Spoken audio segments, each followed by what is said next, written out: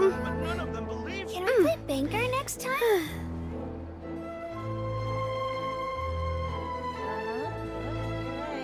Time itself is a silence.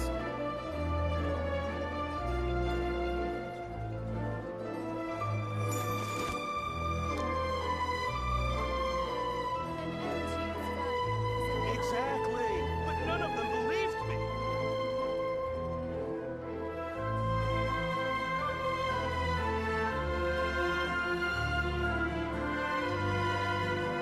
Time itself is a silence.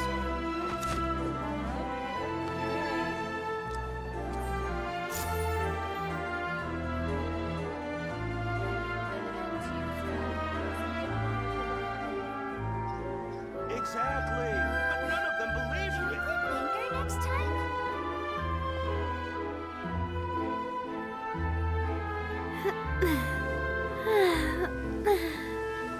Oh. Time itself is a silence. An antique's value is in the eye of the beholder. Exactly, but none of them believed me.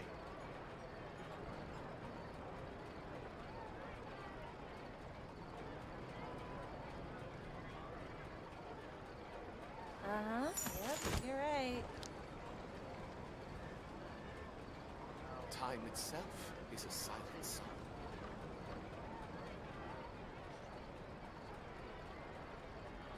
Exactly, but none of them believed me. Value is in the eye of the beholder. Can we play banker next time? Yep, you're right. Time itself is a silence.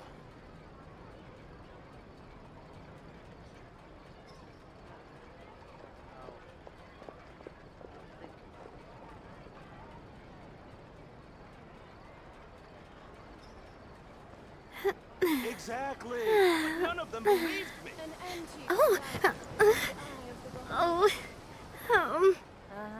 Yep, you're right. Time itself is a silent song.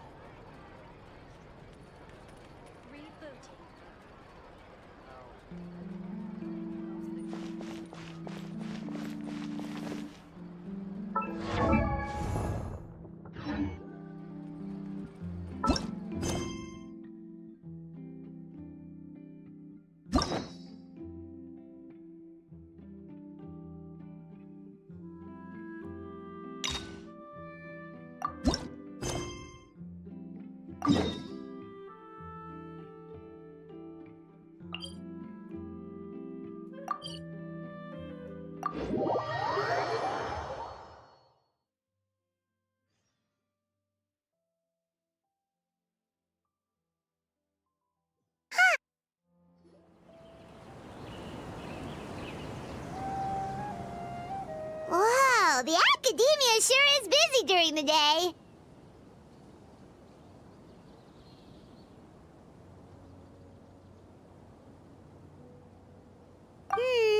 But where should we go looking for people that we know? Traveler, Paimon. Sino! It's been so long since we last saw you!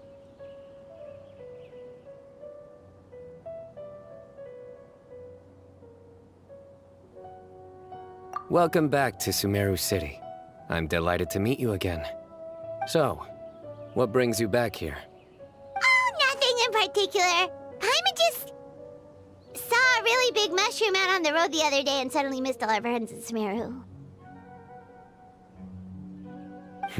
Funnily enough, we were reminiscing about you recently too.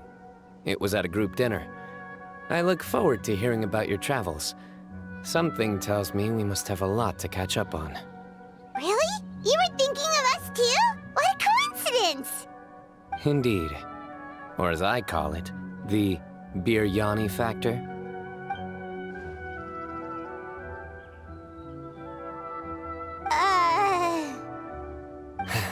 You really want me to say the rest? Okay. It's always rice to meet stew again. Oh, darn, he said it. You like that one, huh? You must if you remember it after all this time. Admit the truth. You have long been in awe of my razor-sharp wit.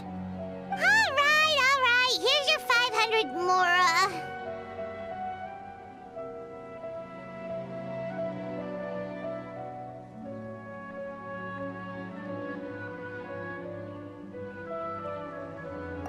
You're exaggerating. It's only 500 Mora. Hey, 500 Mora is still a lot of snacks to Paimon. All right. I'll treat you to some desserts later. Anyway, I'm actually investigating a case right now. My mind is focused on work, which is why I didn't complete the joke at first. A case? What happened? Nothing major. But after finding out who was involved, I decided, on reflection, to handle this one myself. Need any help? We only came here to hang out, so we've got the time. You may as well take us with you, and then when you're done, we can, you know. Such enthusiasm. Are you worried I'll forget about treating you to some sweets if you're not around to remind me? What? No! All right, was it really that obvious? Obvious enough. Still, it's a fine idea. You are the heroes of Sumeru. It makes perfect sense to work together. All right, follow me.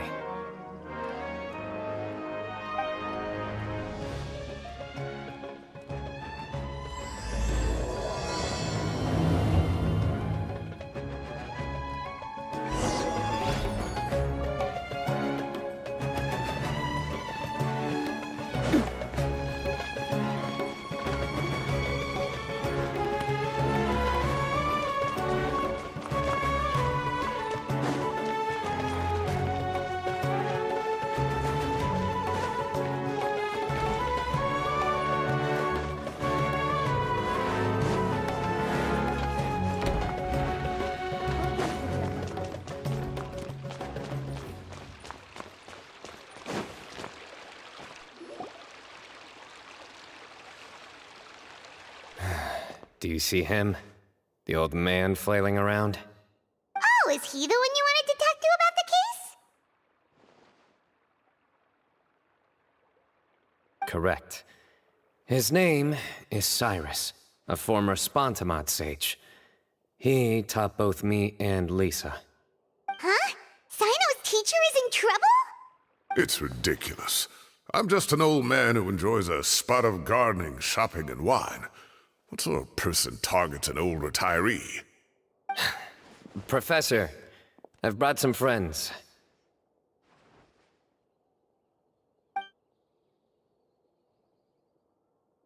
Ah, Sino. Now who do we have here? Hold on, let me think. A flying fairy dressed in white? A youth who does not seem to hail from this land? My goodness. You must be the legendary traveler in Paimon. I've heard all about what you've done for Sumeru. Wow, looks like we're really famous. I've told him about you before. You are my friends, after all. That's right. Let me summarize the situation. A couple of days ago, Professor Cyrus suddenly received a threat letter. A threat letter?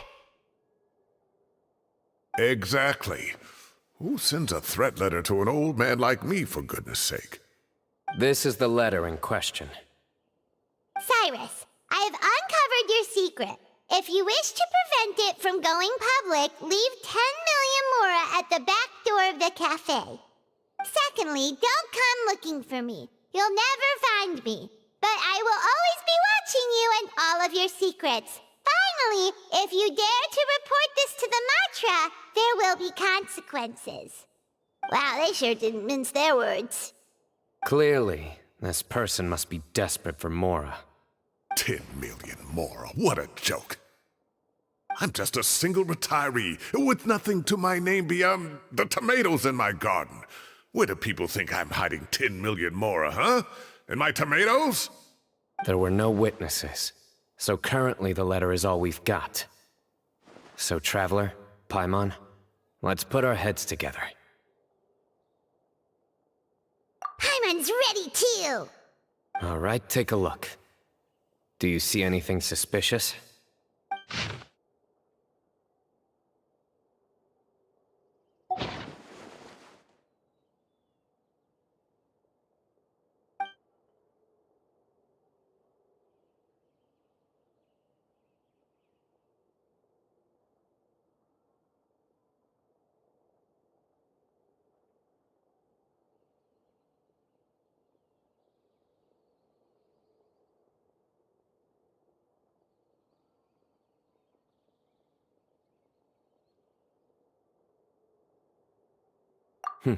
Very good. The paper has a rather rough texture. It's not the typical kind you see in most books. Another thing is, some of these strokes look kind of blurry. Could there be an issue with the ink? Possibly. And I bet the paper has something to do with it. Most of the paper around here is much smoother than this, and the ink is absorbed quickly so it doesn't run. This paper, meanwhile, it's very coarse-grained. Almost as if it's made from some sort of plant matter. It's certainly not the same paper as we use in the academia, but the ink is nothing special. Just regular black ink that gets a blue tinge when applied to paper. So do we think the culprit has a connection with the academia or not? Wait, check this out! Looks like this part got wet at some point. Agreed. The staining suggests it was a colored liquid, not plain water. It also looks like it was wiped off with a damp cloth. A colored liquid, so... tea? Wine? Looks like we're thinking along similar lines. Let's go talk to Araf. There are some things I'll need him to take care of.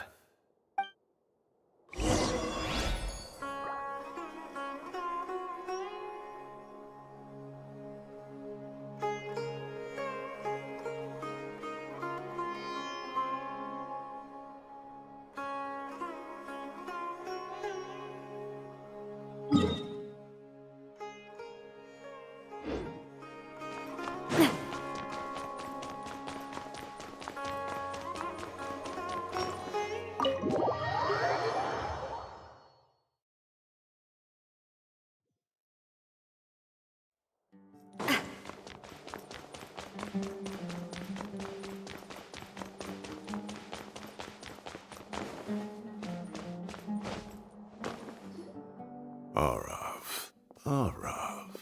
Ah, there he is.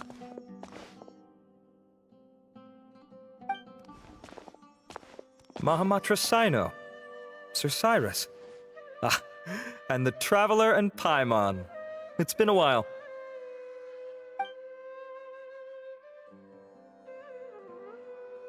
As such, I'm inclined to believe that the culprit in this case is a student at the academia. Somebody young and strapped for cash. Oh, one last thing. I'd start your investigation by taking a look at the cafes in the city. Oh, of course! You think the culprit spilled their coffee on the ladder, huh? They do look like coffee stains to me. Also, if I'm not mistaken, the letter is written on a type of scented paper that has aromatics added during the manufacturing process. The kind often provided as writing material for customers in cafes and taverns. Ah, of course. Yes, like they sell in the gift shops. I remember now. Zaha Hadi bought some a while back. She said she was going to use it as wrapping paper for a vase. Understood. I'll assemble a team to investigate the points of interest immediately. You have my gratitude. One last thing. Send some Matra to guard the entrances and exits of Sumeru City. And change into plain clothes. Don't let them see you coming. Will do.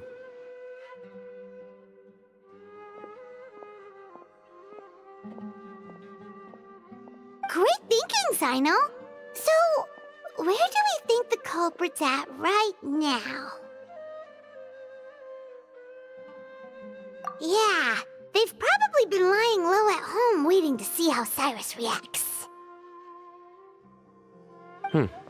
You're right, Paimon. Really? Which part? the culprit's approach. Whatever happens, they need this Mora. But just because they warned Professor Cyrus not to go to the Matra, doesn't mean they know what he'll do next. So, like you said, they need to wait and see. And crucially, the culprit said they'd be watching the Professor's every move. Huh? Wait, are you saying...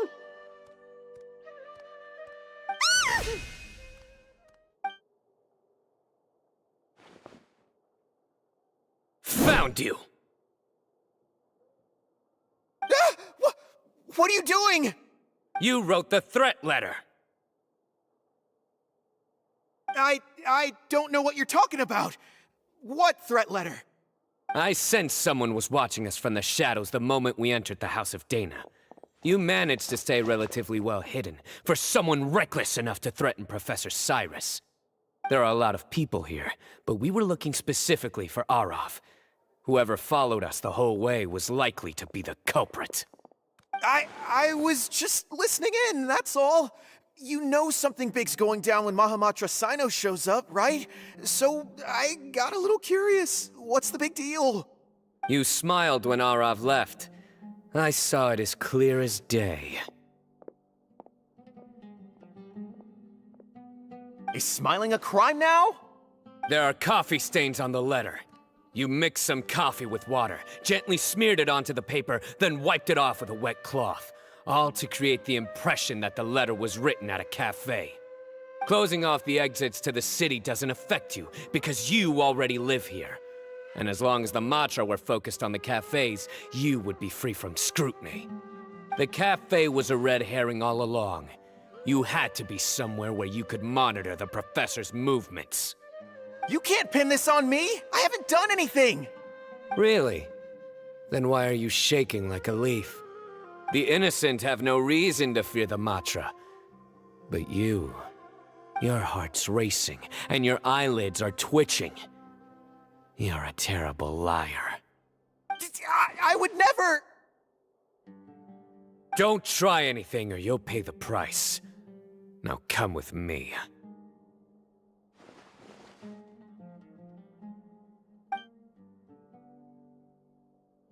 Well, that was over quickly. Sino already caught the guy. You're telling me. One minute I go out for a quick smoke, the next minute I see Arav already on his way back to meet up with Sino. Looked like a young guy, too. Couldn't have been much more than 30. But after what he's done, I'm afraid he's ruined his whole future. Everyone, it's all over. Gosh, that was so fast! The culprit's name is Uraka, a 16-year-old student in the Rataoist Darshan. Huh? 16? Cyrus thought he looked 30-something! We checked his records. He's 16, a third-year student. But he looks so old. Yeah, seriously! Foolish child. He's too young for the criminal life. What the devil drove him down this path?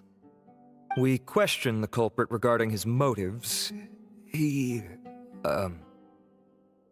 Oh, just spit it out. Nothing can surprise me at this point. Very well. It's our understanding that Uraka is a mediocre student who has been underperforming in his classes. He started taking extra tutoring to improve his grades, but developed a gambling habit around the same time and lost a lot of Mora. Down on his luck, he went to the tavern for a drink and overheard some people chatting about Sir Cyrus's comfortable retirement. They mentioned that he's always arguing about his tomato plants with some old woman on the street. Some old woman on the street? Goodness gracious, has that rascal attended a single one of his classes? That old woman is Kasharwar's very own professor, Zaha Hadi. How can he not know who Zaha Hadi is? Is this going somewhere? Oh, right, yes. So another thing. We don't just argue about tomato plants. And what are they trying to insinuate by comfortable retirement? A man grows a few vegetables and suddenly he's living a life of luxury? Maybe it's more the fact that you have the time to grow vegetables in the first place.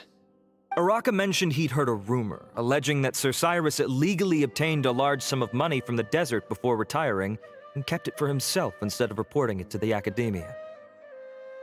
Araka believes this money to be the reason why Sir Cyrus hasn't kept up with any academic research or other projects since his retirement. And given your advanced age, he thought you'd be an easy target to blackmail. Oh, Araka. I'm at a loss for words. I'm so angry I don't know where to start. People make up rumors all the time. I am quite confident that Professor Cyrus has never embezzled a mora in his life. Arav, you'll have to find some excuse to interrogate Araka again later. I need you to deliver a few firm fistfuls to him on my behalf. I completely understand how you feel, Sir Cyrus, but I'm afraid that course of action goes against the Matra's principles. Professor, there's no need to be childish about this. Oh, come on. I was clearly joking. Okay. Where does this go from here? The academia will determine the appropriate disciplinary action against the student. And as for the individuals spreading rumors about the professor's obsession with tomatoes and some old woman on the street, there could be a slander case here. The Matra will continue to investigate. Who said I'm obsessed with some old woman on the street? Mind your wording or you'll start a whole new rumor. You seem confused. Oh, don't you understand? Uraka is just a young boy who made a very rash and very stupid decision based on some groundless rumor he heard. Besides, I didn't actually hand over any mora to him. The whole thing sounds a lot worse than it is. All it costs me is a little reputational damage. That's all. Please rest assured, Professor, that the academia will issue a fair and reasonable punishment. Yes, I have no doubt about that. But as a former educator, I'd still like to have a serious conversation with the boy's parents. Their family lives in the city, yes? Correct. We looked into the family. Both parents are merchants and they're often away on business. They've never taken much of an active role in their children's lives. Oh, what a mess. You don't have to seal the evidence away yet, do you? I'd like to have that letter back for the time being, if possible. I need something concrete for when I talk to the family tonight.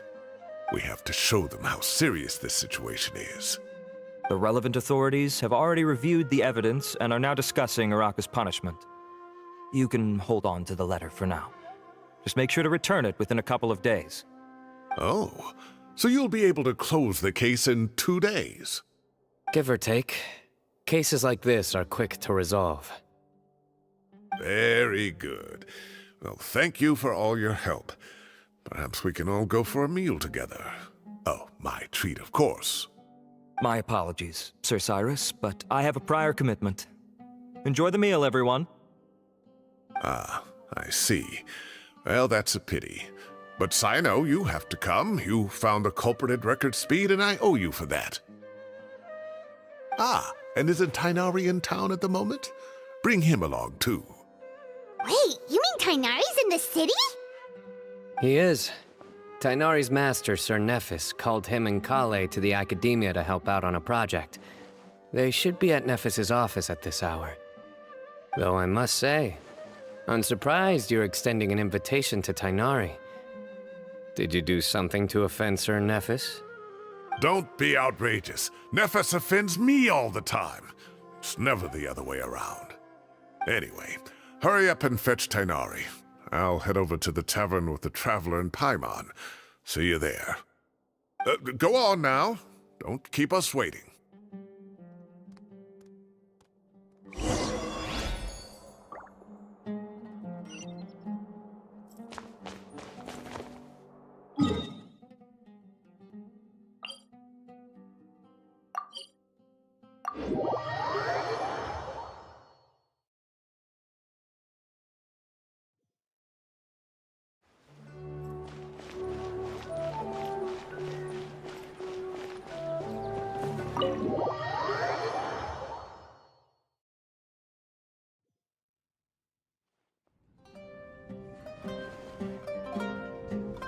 not to brag, but we never had problems like this at Ratawa Hist back when I was still teaching.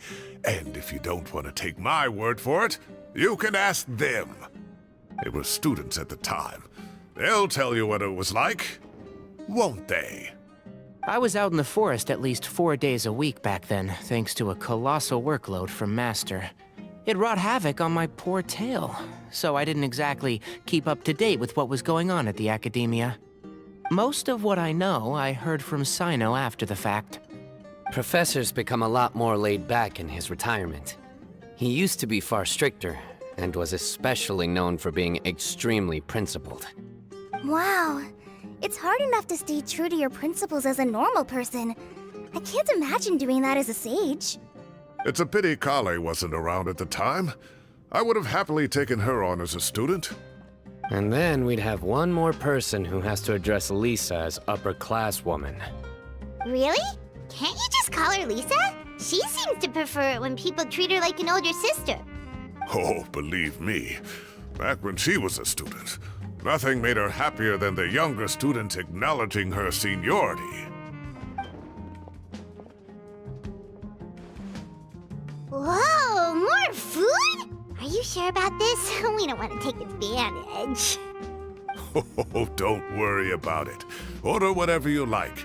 And if it's not enough, order some more. After all your help today, treating you to dinner is the least I can do. I thought I heard some familiar voices. Ah, and Sir Cyrus is here as well. Oh, Kave, it's been a while. Zahahadi was talking about you last month. How have you been? I've been all right, thank you. You're looking very well, sir. I'm glad to see it. Have you eaten yet? Care to join us? That's awfully kind of you, but I had a late lunch, so I'm not really hungry just yet. I'll have dinner a little bit later tonight. I just came to Lombard's to buy some wine, and when I heard some voices I recognized, I thought I'd come and say hello. So what's the occasion, anyway? Some sort of celebration? Consolation, more like. You wouldn't believe the day I've had.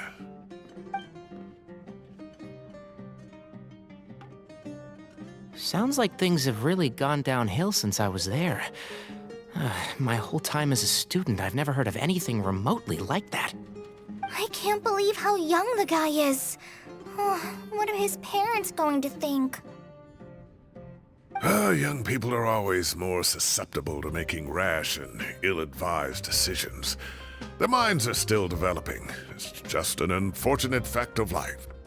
But still, this boy has some nerve. Just look at what he wrote. Oh, it makes my blood boil. Wow, yeah. Jeez. I will always be watching you and all of your secrets. And then he just followed you into the house of Dana? If this were my son, he'd get the scolding of a lifetime. Oh. Luckily, I'm also an extremely principled person. Kave! Your order's ready, sir! Coming! I'll have to get going. Have a nice evening, everyone. I'll catch you all another time. Okay, bye-bye! Here I am. The coffee beans are in here too. Yep, it's all there. I'll stop babbling away now. Let's eat before the food gets cold.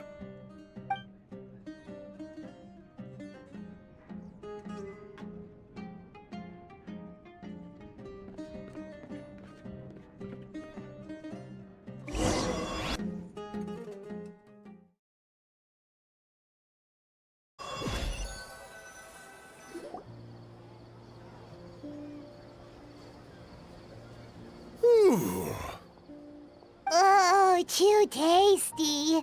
Paimon's belly is about to explode. Oh, mine too. I'll have to walk home to burn some of it off. Thanks for dinner, Sir Cyrus. Master Tainari and I will bring you some homemade herbal tea next time. It'll do wonders for your sleep. Well, I look forward to that. In fact, could I trouble you to bring a little extra for the other old folks on my street? I'll be the envy of the neighborhood. No problem at all. I'll pack some up and bring it over. I'll see you all later.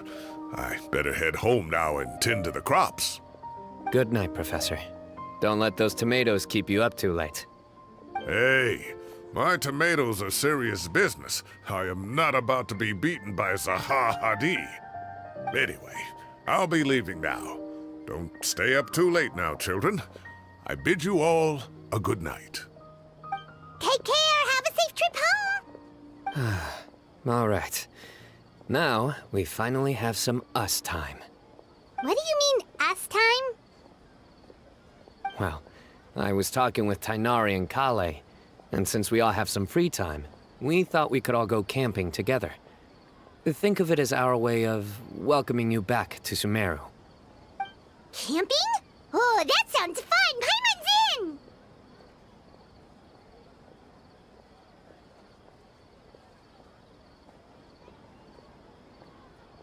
Wait, no! That's my job! Don't take it away from me. Why don't you and Paimon help out Master or Sino? You don't have to play the hero when you're out with us. This is your chance to just, laze around and switch off for a bit. Everyone, let's meet tomorrow afternoon at the riverbank to the southeast of Gandharvaville. No need to bring anything. We've already packed everything for the trip. Just bring your delightful selves and prepare to have some fun. You got it! We'll be there! Great. Then we'll see you tomorrow.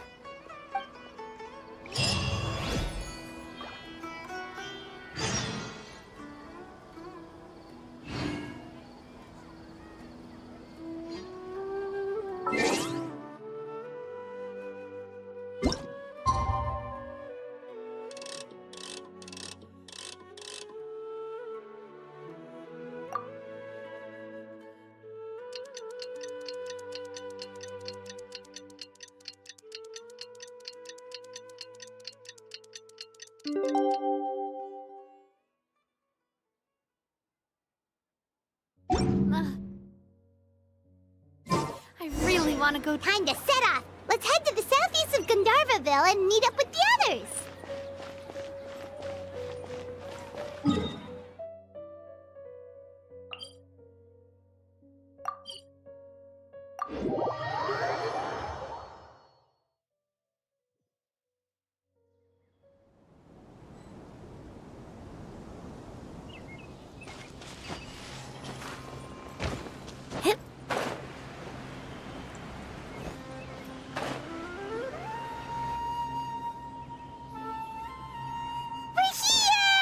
Wow, you guys are ahead of the game! You set up the tents already!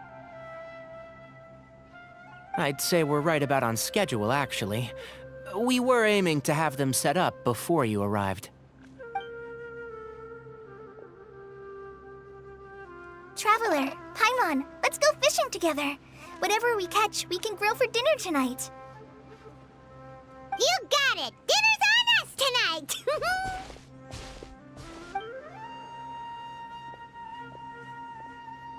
I hope I can contribute too.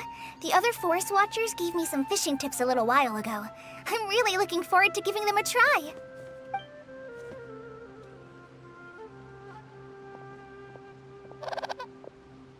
I saw some very appetizing mushrooms in the area, so I gathered a few for us.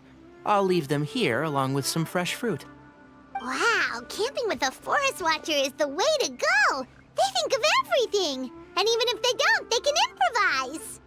This is true. I don't think I've ever had a single rough day in this forest. So, how has everything been going for you? Well, there's been some high points and low points, but we've had some unforgettable experiences along the way. I see. Oh, in that case, you should try a valberry. I bought some from the market this morning. A valuable suggestion. Just don't bury your feelings using food. All I wanted was to recommend something bittersweet. Oh, I have a sudden craving for fruit tea. I'm gonna go fetch some stuff. Bye!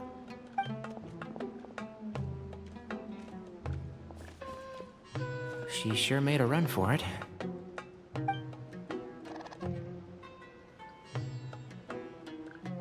unbelievable. She made a run for it.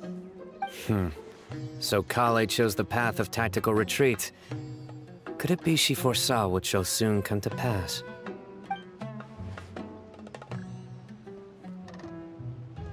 My dear friend, you know what I am about to say.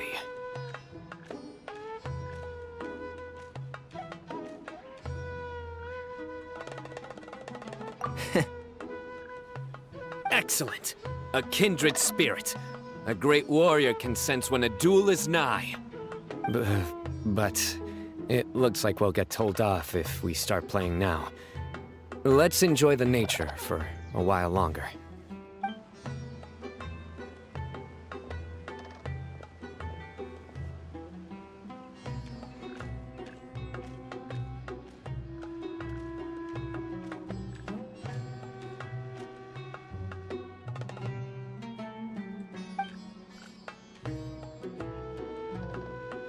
We got a bite! I'll reel it in.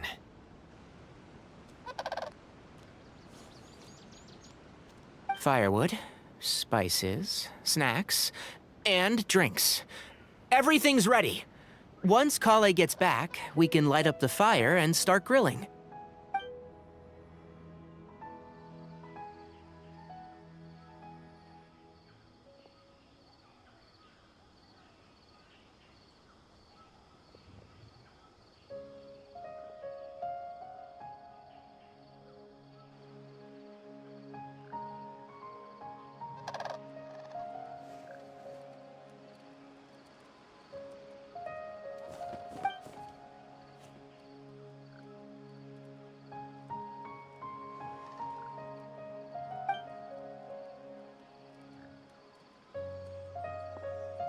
There are 3 tents. Which one do you two want to take? How about the one on the left?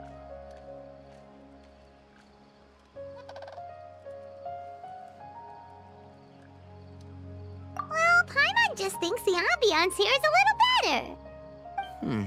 True. But it's also the closest to the water. If there are any sleepwalking fungi around tonight, they might stumble into your tent. Well, that's no good. Take my weapon. You can use it to bar the entrance. Anyone would think you were sealing the gates to King Deshret's mausoleum. Excellent. Then this tent will be an impenetrable fortress. I'm back! How's your appetites? Ready for the barbecue? Always.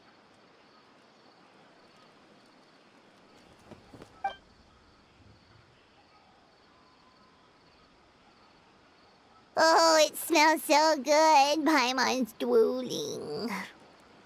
Someone sure is desperate to eat. I think it's time to add the seasoning. How do you like your skewers? Well done? Medium?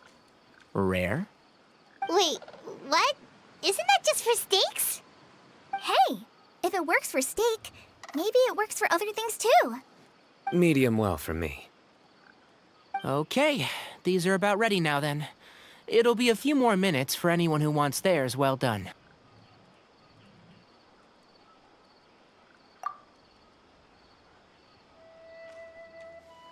Oh, that was so delicious. If Paimon's stomach had space, she'd eat 3 more skewers.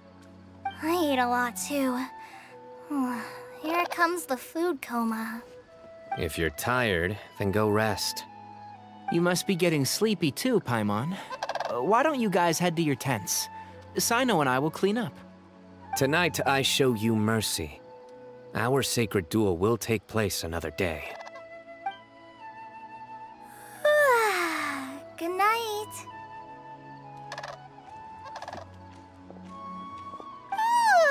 Paimon's struggling to keep her eyes open. Oh, don't forget this. The Staff of the Scarlet Sands. Wait, you were actually being serious about that? It's a very powerful weapon. Try it. Paimon can't even lift that thing. Fair enough. You sure you don't want it? Yeah, Paimon's sure. We'll be fine. do get an uninvited guest in the night, Paimon will be here to take care of the traveler.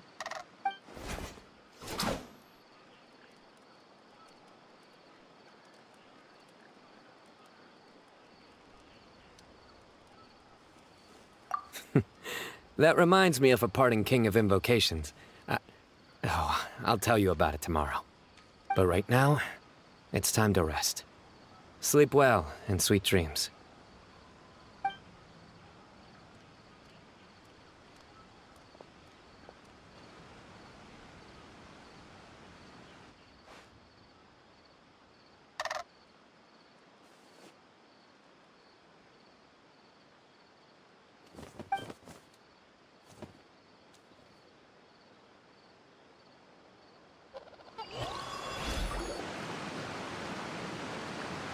I think they should all be here.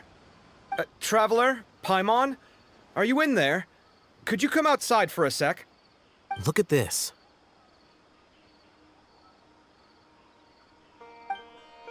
What the? What's this sword doing here? Is it supposed to keep out intruders? Evidently. Huh? Who is it? Oh, what time do you call this?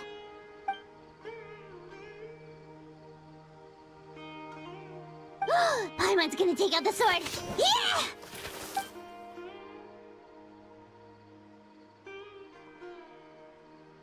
Oh, hey them, Kaveh! What are you doing here? It's the middle of the night!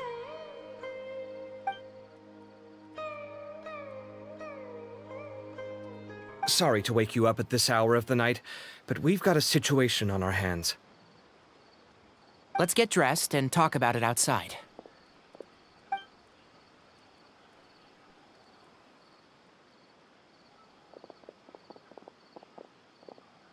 Something has come up. And since it pertains to Cyrus and Sino, I deemed it essential to inform you all. Whoa, back up. Let's start from the beginning.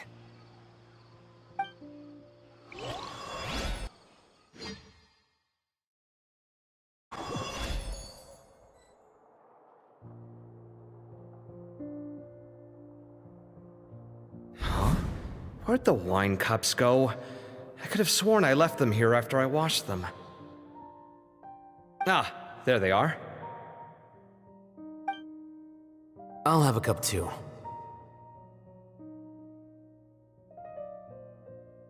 Can you see if the cookies are still on the table?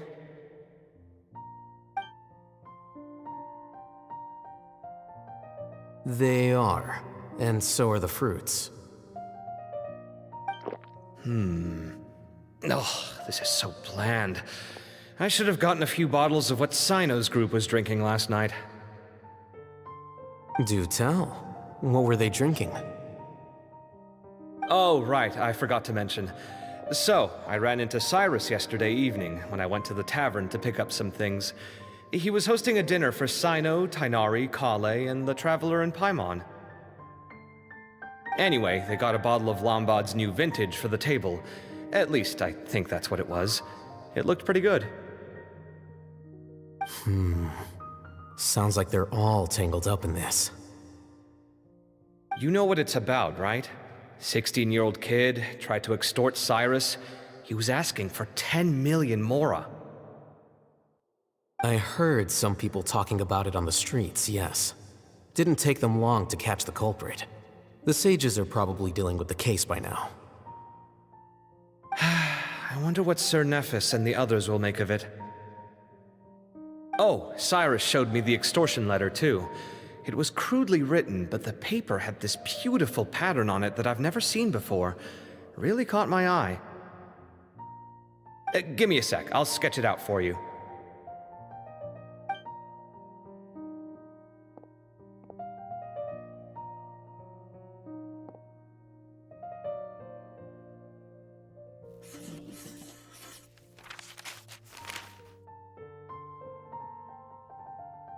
Okay, done. Take a look. You see what I mean? I don't think I've ever seen writing paper like this around before. God knows where the culprit got it from. Interesting. These are all motifs associated with the tribes of the desert. What? Really? Take this, for instance. Looks like an outline of a spire, similar to the kind found on some ancient palaces. And the crisscrossing and mirroring here, I recognize that too. It bears a striking resemblance to an ancient emblem, one that hasn't been used in a very long time. Whose emblem is it? It's the emblem of the Temple of Silence.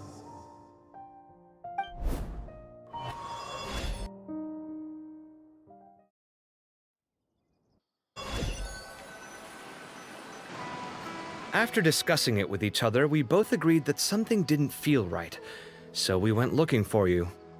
This was a long way to come from the city. Alhaitham figured you were probably with Tainari, so Gandharvaville was our first stop. But the Forest Watchers told us that you'd gone camping. Then, just as we were heading off to the campsite, we ran into Sino. He said he was on a supply run. We exchanged a few words, and then he ran off. Hold on. So what's the deal with that emblem you were talking about? The Temple of Silence, you said? What is that? Should we be worried? Is everything okay? Give me a second. Let me get Kale.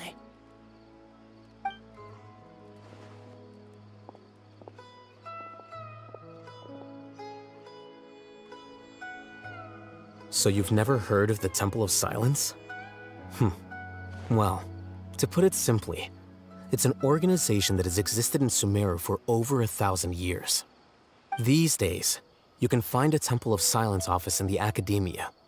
Theoretically, it's responsible for the custody and disposal of information and documents not fit for public dissemination.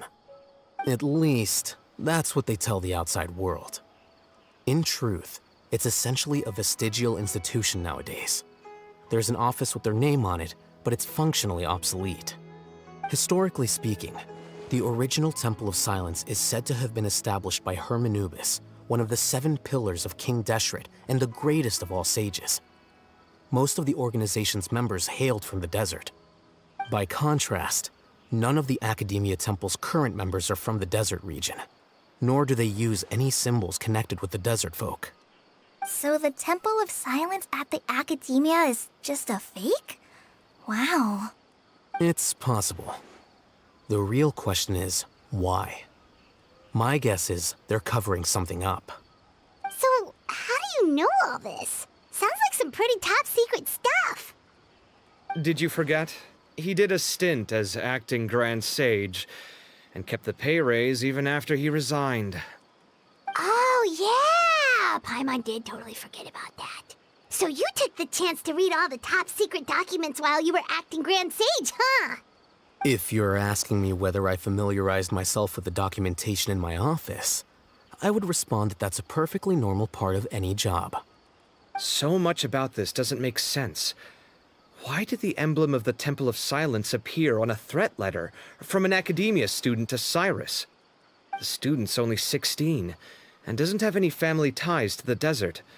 So where could he have seen that emblem, or gotten the paper? You said you ran into Sino, yes?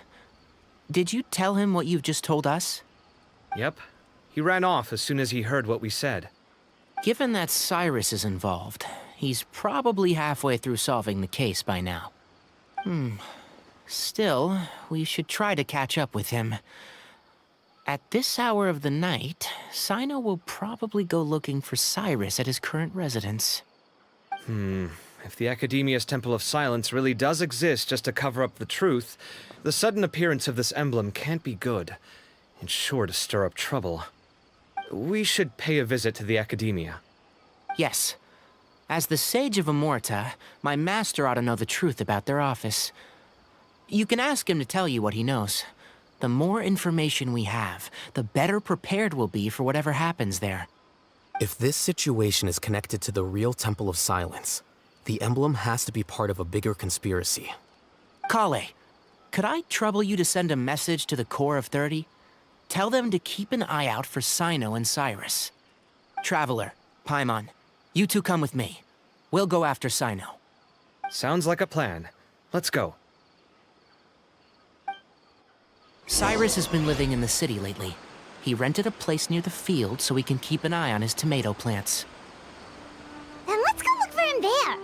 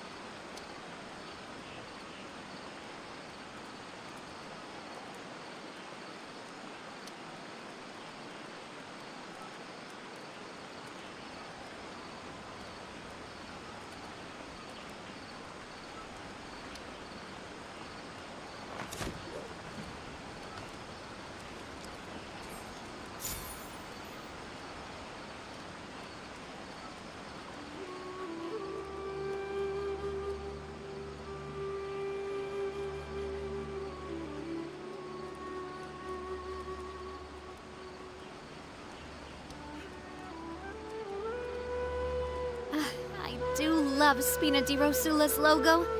It was designed by my mother. Have you noticed how it's shaped like a heart?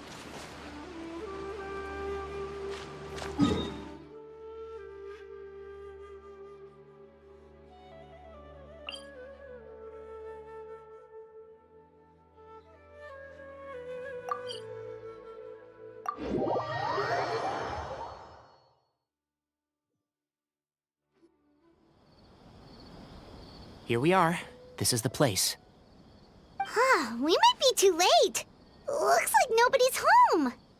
Oh, Sino moves fast. If he was here, he's probably long gone by now.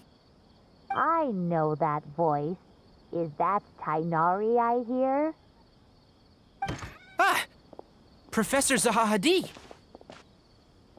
Wow, so it really is you. My goodness, whatever is going on tonight? We're looking for Sino. So, he's already been here. Yes, not long ago, in fact. He knocked on my door and asked if I'd seen Cyrus today at all. I told him the old fool left early this morning, and I hadn't heard him come back. So we went to his place, and would you believe it? He's gone. Goodness knows where to. It must have alarmed Sino, because he took off in an awful hurry after that. He never did explain what this was all about. How serious is it?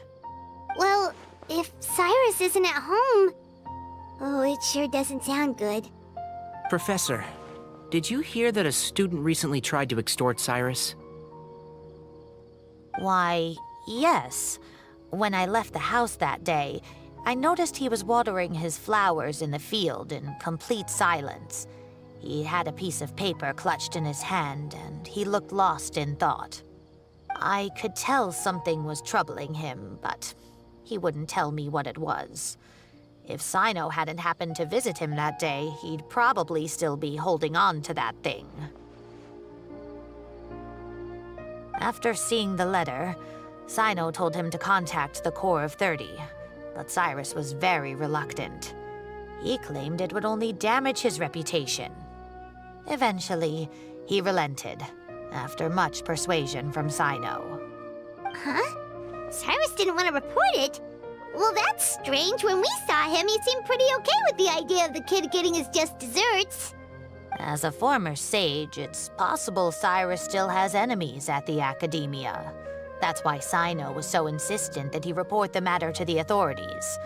I was there while they were going back and forth over it. So Cyrus initially hoped to stop this from going public. But why?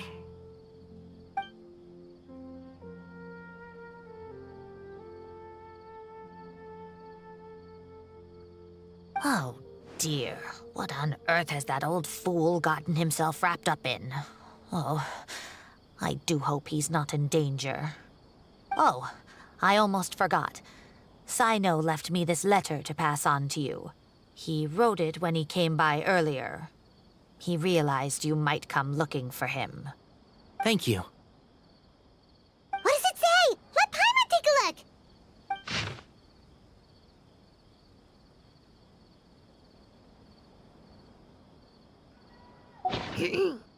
My friends, this is a rather complicated state of affair. Unfortunately, I cannot disclose more than that. I ask you to understand and accept that I had to act alone at this stage. Don't come after me. Yep, that sounds like Sino. Thank you, Professor. Please do not worry. We will do all we can to protect both Sino and Cyrus. Traveler, Paimon, let's head to the academia and regroup.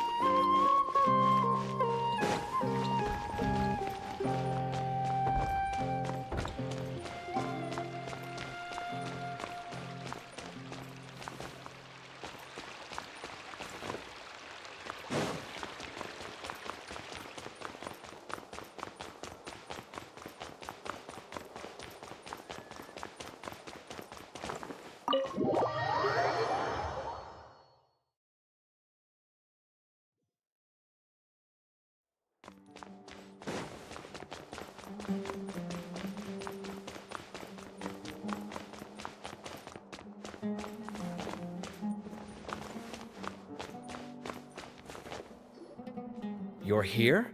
I thought you were going after... Ah, I guess you lost their trail. We went to Cyrus's house. No one was there. Sino got there before us, but he was long gone by the time we arrived. He didn't say where he was going? No, he left us a letter and told us not to go after him. Can't say I'm surprised. Typical Sino. Anyway, some updates on progress on our end. I drew the emblem from memory again, but in more detail this time.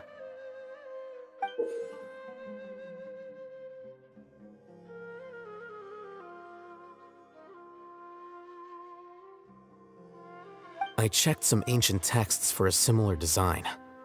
The one I found was a little blurry, but the similarities in the general form and certain details were clear enough to confirm a match. Yeah, and we're lucky we found anything at all. It turns out the emblem was all but lost to history.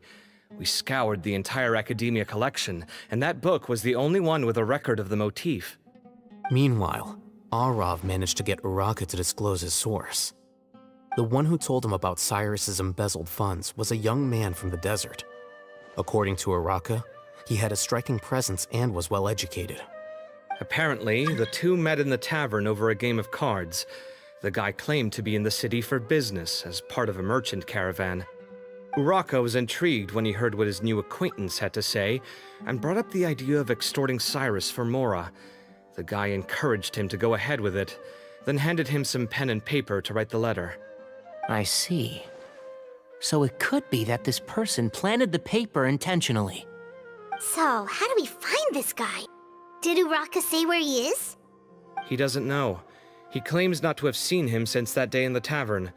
The man gave him some tips on how to carry out the extortion, but from then on, Uraka was acting alone. Nephis and Arav have gone to meet the Core of 30 and review the city's entry and exit records. Also, Nephis admitted that the Temple of Silence in the Academia is just a facade. The true Temple of Silence once came to the rainforest to establish a collaboration with the Academia, but as time went by, the sages gradually became corrupt and foolish. The Temple of Silence felt that they could no longer trust the Academia and ended the partnership. They retreated back to the desert about 400 years ago. Ever since its inception, the Temple of Silence has been the guardians of King Deshret's civilization and belief system. They traveled throughout Sumeru, sequestering and guarding any wisdom that posed a threat to the people's livelihoods. At its roots, it was a legitimate and reputable organization whose purpose was to guide people towards the right path. The Academia of the day knew that the split would damage their reputation if it became a matter of public knowledge. And so, they set up a dummy organization of their own to conceal the truth.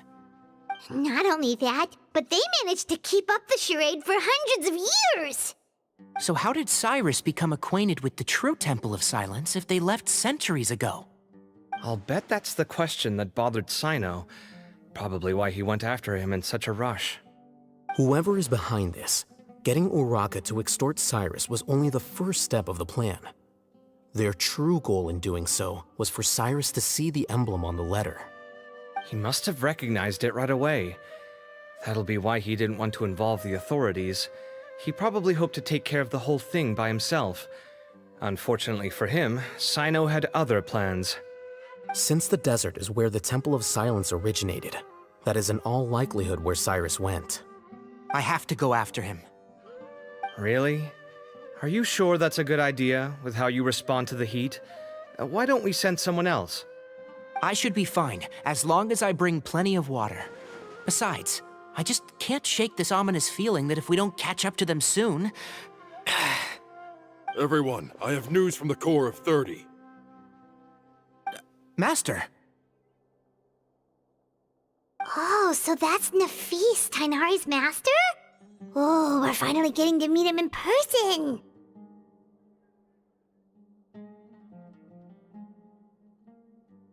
It's a pleasure to meet you, Traveler in Paimon. Several independent eyewitnesses have reported seeing Cyrus and Mahamatra Sino leaving the city at different times. Both were heading in the direction of Caravan Rebat. I was going to suggest that you join forces with the Core of 30 in this case, however, As I'm sure you've already heard from Alhaitham and Kaveh, the Temple of Silence is involved. The Academia has made a number of decisions throughout history that I am ashamed to talk about. It may well be that no better choice was available to them, but those actions are nonetheless a stain on our legacy. I won't attempt to make you understand the Academia's perspective. Now is the time for action. I understand where you're coming from, Master. But I'm afraid the situation might be more complicated than we thought. I think we need to keep a low profile, or risk making things worse. Good point. If Cyrus is involved with the other side, or worse, if he's fallen into their hands, and...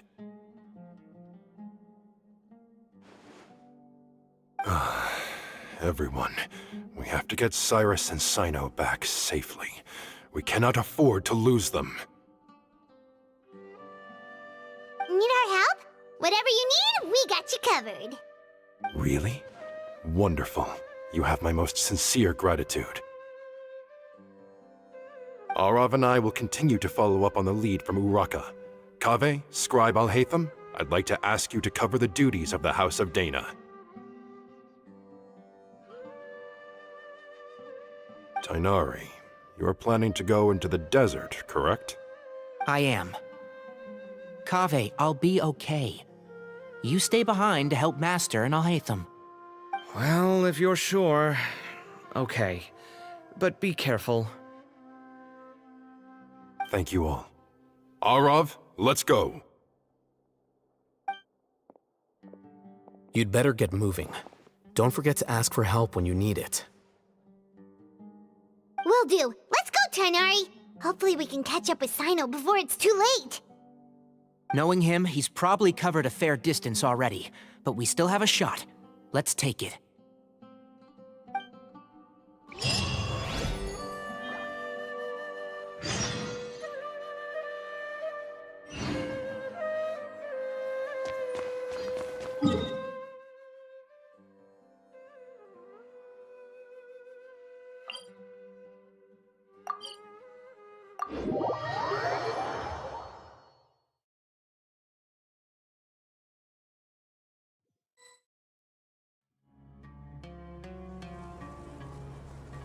Okay, we made it to Caravan Ribat.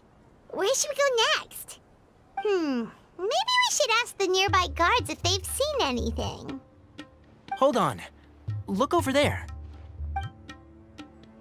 Is that Dia? You sure you want to brave the desert alone? I mean, it's your choice at the end of the day, but still. It's not my first time. I'll be fine. Cyno. If you're really going to go through with this, then at least take our advice. When you're packing for your trip, budget for 5 days more than you plan to spend out there. Makes sense. Okay, I'll go get ready. Thought we might find you here. You're trying to retrace Cyrus's steps, aren't you? Didn't I tell you not to come after me? I thought I had a good lead on you. Well, sorry, but we never agreed to that. Why would you go off on your own like this? Nothing personal. It's just a complex situation. And I'd rather not involve anyone else if I can help it. Takes a special kind of person to get Cyno chasing them all the way out to Caravan Ribat. But why so coy today, huh? You only gave us his age and description. Why can't you reveal his name? Is he Sumeru's most wanted or something? Oh, also, hey guys, it's been a while. Dia and Candace! So nice to see you. Actually, seeing all of our friends is the whole reason we're here. You're looking well. Glad to see it.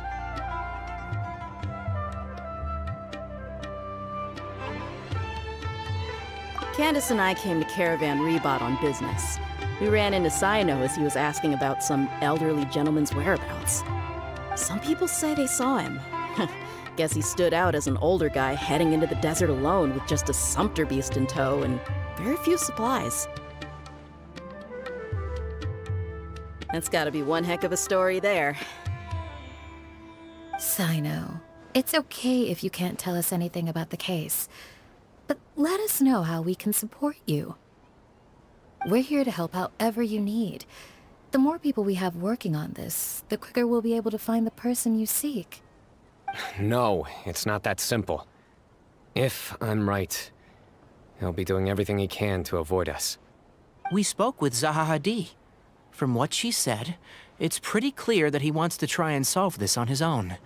It won't be easy trying to find him in the desert when he's deliberately trying to cover his tracks. Sounds like this is far more complex than we imagined. Still, if he started from Caravan Rebot, the chances are that his route took him past Aru village. You may as well ask if anyone there has seen him.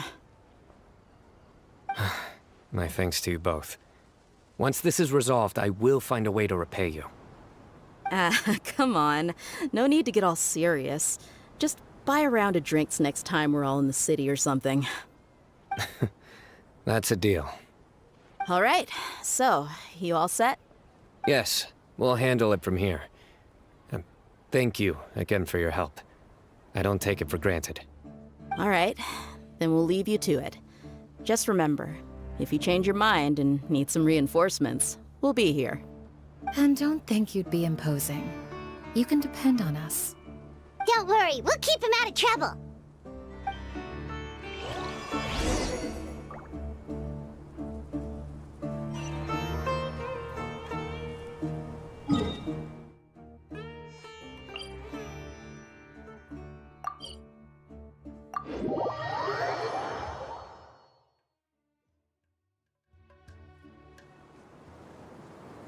Hold on.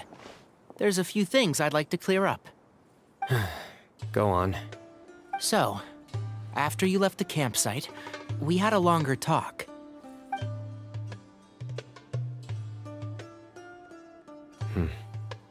Clearly, we've only scratched the surface of the Temple of Silence question. It doesn't surprise me at all that the one in the academia is a fake. Do you have any connection with the Temple of Silence? I do. I trust you're all aware of the spirit that gives me my power. Hermanubis, the original founder of the Temple of Silence. Due to my unique constitution, I was put through a number of trials in the desert when I was younger. Later, I met the professor, and he brought me to Sumeru City. But my memory of that time is hazy. I can't recall much. It's a good thing that Kaveh noticed the emblem on the letter.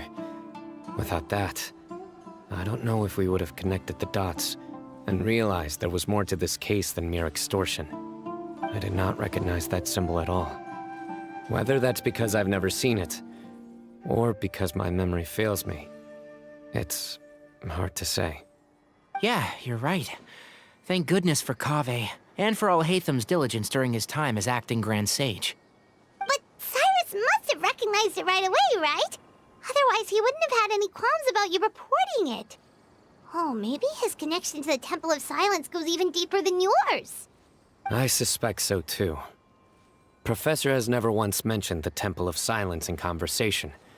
And whenever the conversation turns to Hermanubis and the concept of spirit indwelling, he avoids going into any depth. Well, speaking of avoiding things, you do realize, don't you, now that we've caught up with you, you're stuck with us for the rest of the way. I am aware. And I have accepted it. Or rather, I don't see how I could manage to ditch you en route, so I might as well accept that you're coming with me. That's right. Fact is, we're coming with you whether you like it or not, so the best option now is to try to look out for each other. Ha! Fair enough. Then at least let me buy you a drink once we're back in the city. Works for me. All right, off we go. Let's start by seeing what the guards here can tell us.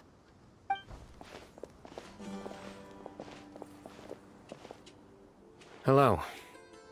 Mahamatra Sino? I'm looking for someone. So I'd like to confirm any recent foot traffic in and out of Aru village. A man matching that description passed by Aru village not too long ago.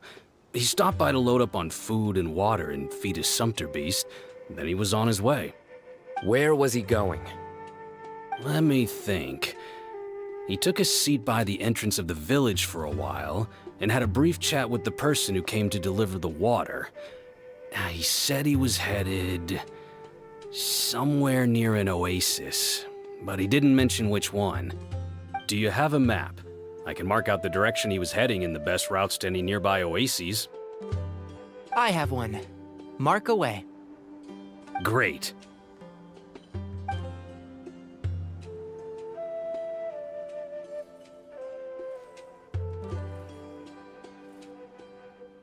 There you go.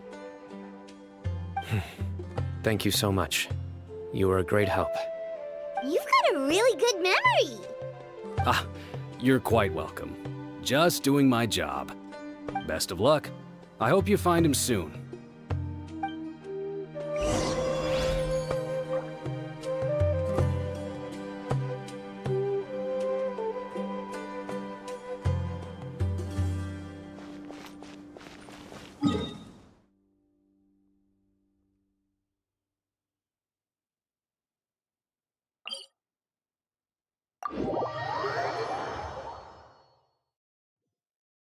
Sunglasses are great at keeping the sand out of your eyes so you can see your way.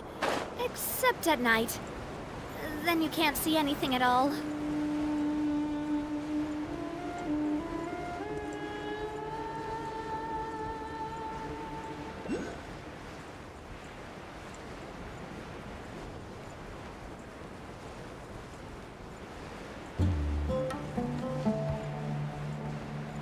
Quick! Look! Up in the sky! Look at that scorching sun! It's like a blast from...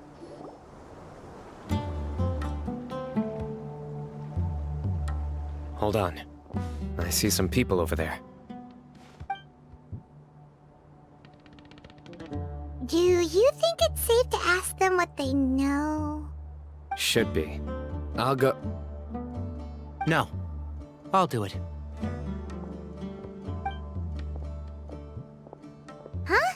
Why can't Sino go talk to them? What difference does it make? Given my background, appearance, and the way I dress, I might not be the most welcome visitor here.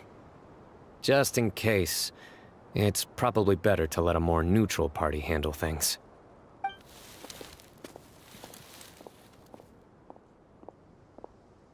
Ah, hello there.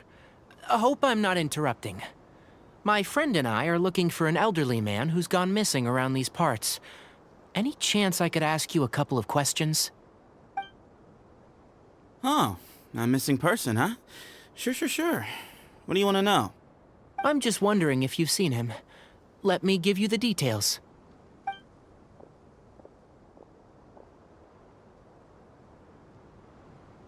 So, a silver-haired guy in a long robe, culture type with thoughtful eyes, and he's traveling alone. He'd stand out like a sore thumb around here. Yeah, sounds like the kind of guy we'd remember if we saw him. He's looking behind me.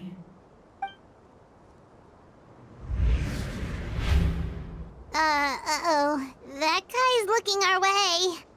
Your friend over there stands out a lot, too.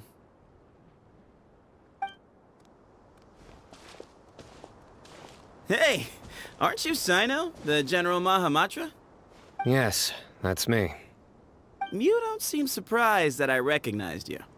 It wouldn't be the first time. Oh, you're the one looking for the old man who's gone missing, aren't you? I have a bad feeling about this guy. Someone's on edge. You don't trust me much, do you? No need to hide it. I understand why you're wary of us. Still, you came to us asking for help. Do you want it or not? I thought you were a group of merchants. Seems I was mistaken. Your henchmen don't look like much, but something tells me they put up a better fight than most mercenaries. Hey! Hear that, guys? You're my henchmen now. Suits me, as long as I get paid for it. Just cut to the chase already. I'm running out of patience. All right. Come with me. All of you. Don't you want to find your friend? A silver-haired, long-robed, culture type with thoughtful eyes?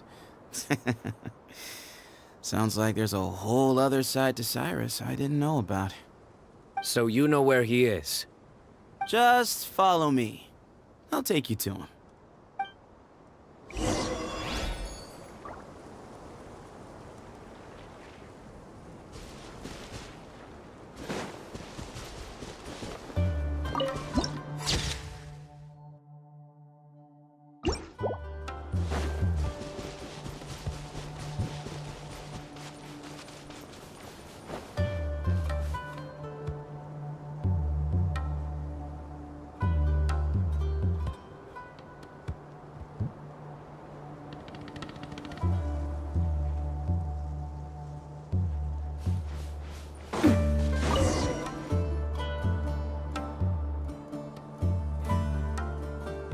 And here. What? Where are you looking? There's nothing here!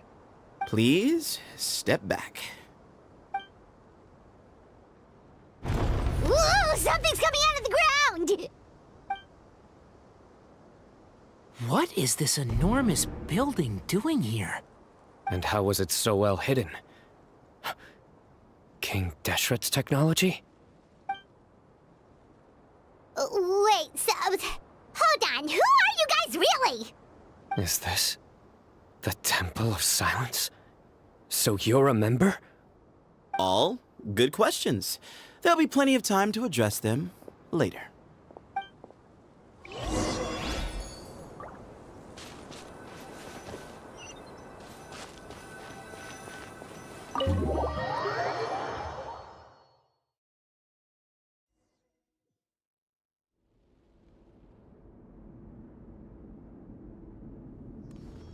This is not what Paimon was expecting to find in the desert, especially not hidden right next to an oasis. Oh, Paimon's scared. They must have kidnapped Cyrus. Do you think this is the guy Raka met in the tavern? What's wrong? Thinking about your professor? I just hope for your sake you haven't done anything you might regret. Me too. Hope I haven't done anything to incur your wrath.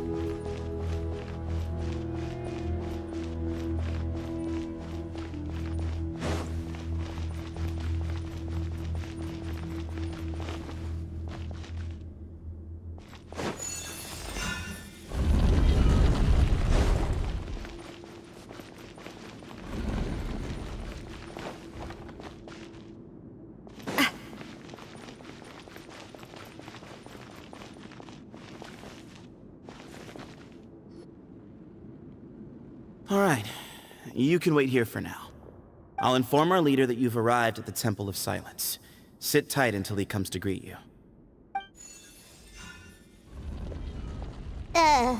So he's just gonna leave us here unattended? Maybe we're not being kidnapped after all. They can't have been at the oasis by chance. They were waiting for us. Whoever the leader is here, they were obviously counting on us showing up. So this is the Temple of Silence. After leaving the rainforest, they hid themselves here? Hey, look! That guy's coming back. Don't worry. Someone will come and call for you soon. What's your name? Sorry, guess I was so delighted to see you, I forgot to introduce myself. My name is Sethos. I'll be here if you need me, but I'm not planning on answering all of your questions. Other than that, you can occupy yourselves however you see fit. So we're free to explore by ourselves? Yep. I mean, I'm not worried about you running off. Cyrus is here. And unless I've misunderstood, you're all quite anxious to see him again. He's right. Well, if we've got some time, we might as well take a look around.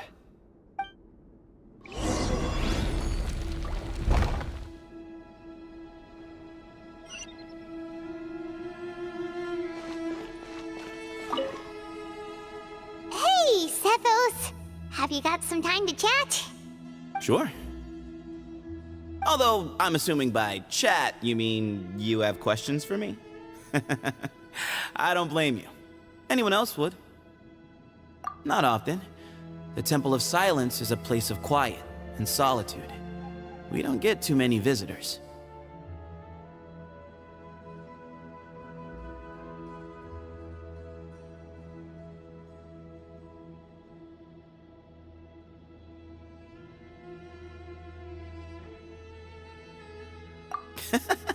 What kind of question is that?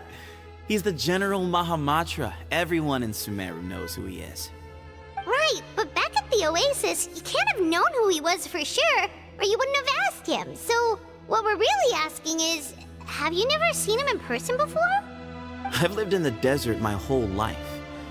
Guess you could say I've never had the pleasure. Ugh, why does Paimon feel like this guy's not being straight with us? Come on, we've only just met. If I give you all the answers up front, you'll have nothing left to look forward to.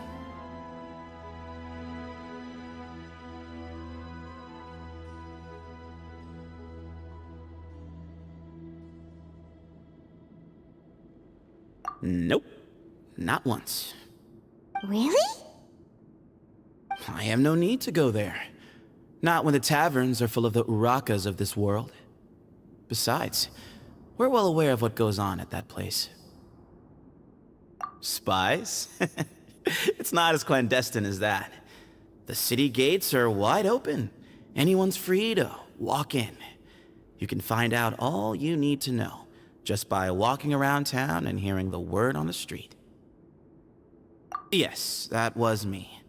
Although tricked is a stretch. He was asking everyone in the tavern about ways to make some easy money. He insisted that nothing was off the table, even if it broke the law.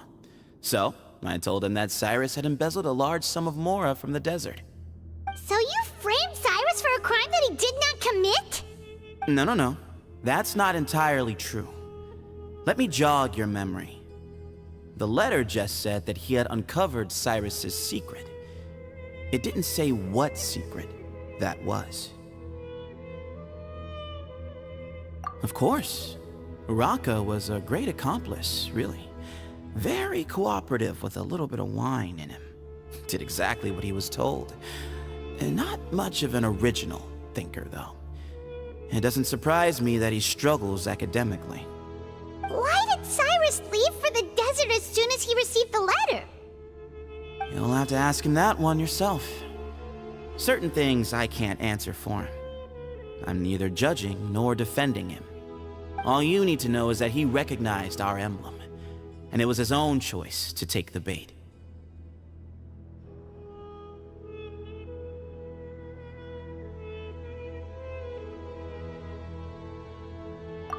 Mm-hmm.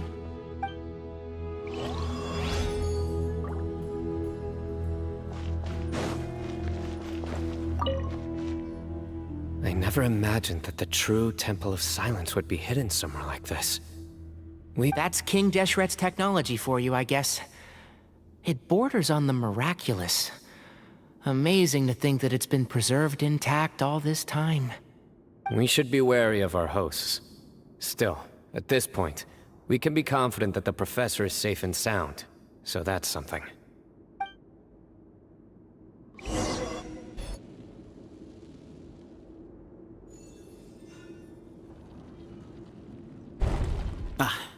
Here he is.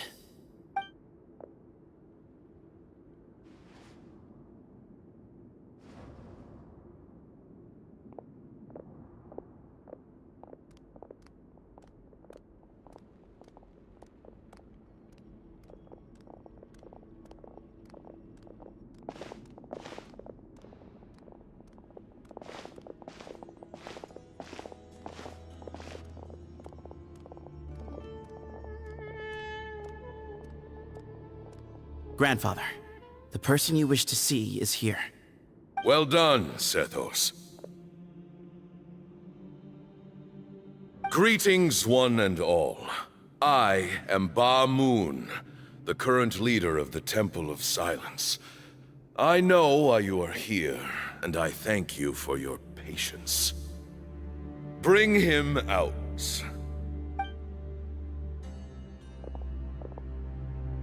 Professor!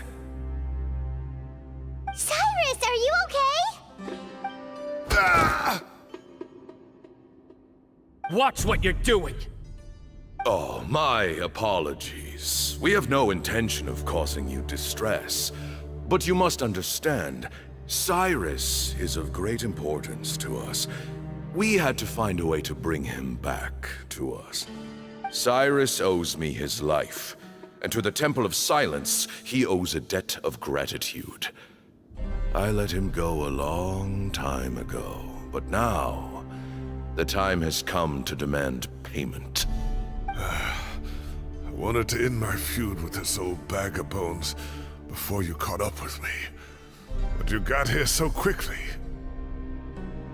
Just leave, Sino. This is a matter between us two old men.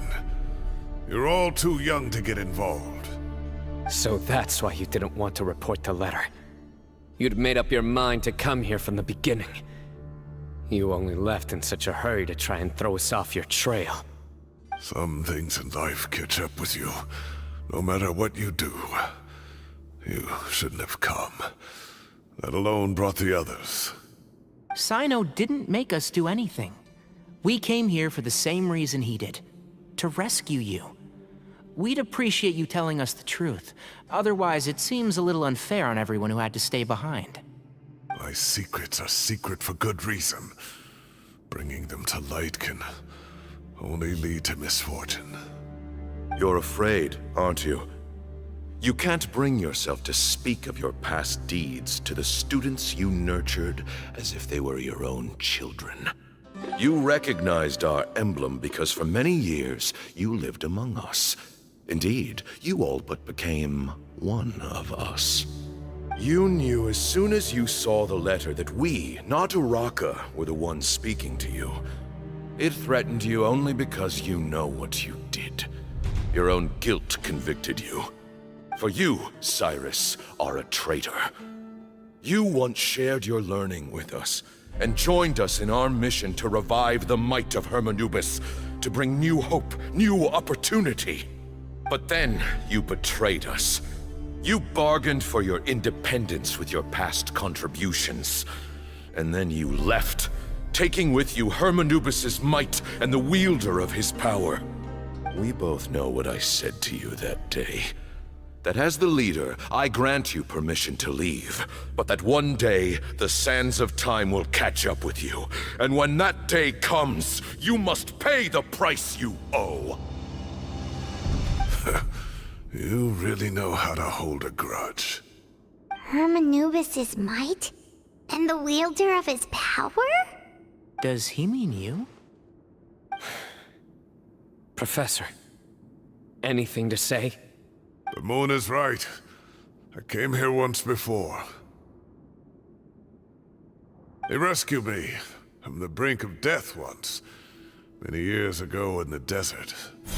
When he learned that I was a scholar, he invited me to come here and revive the might of Hermanubis together.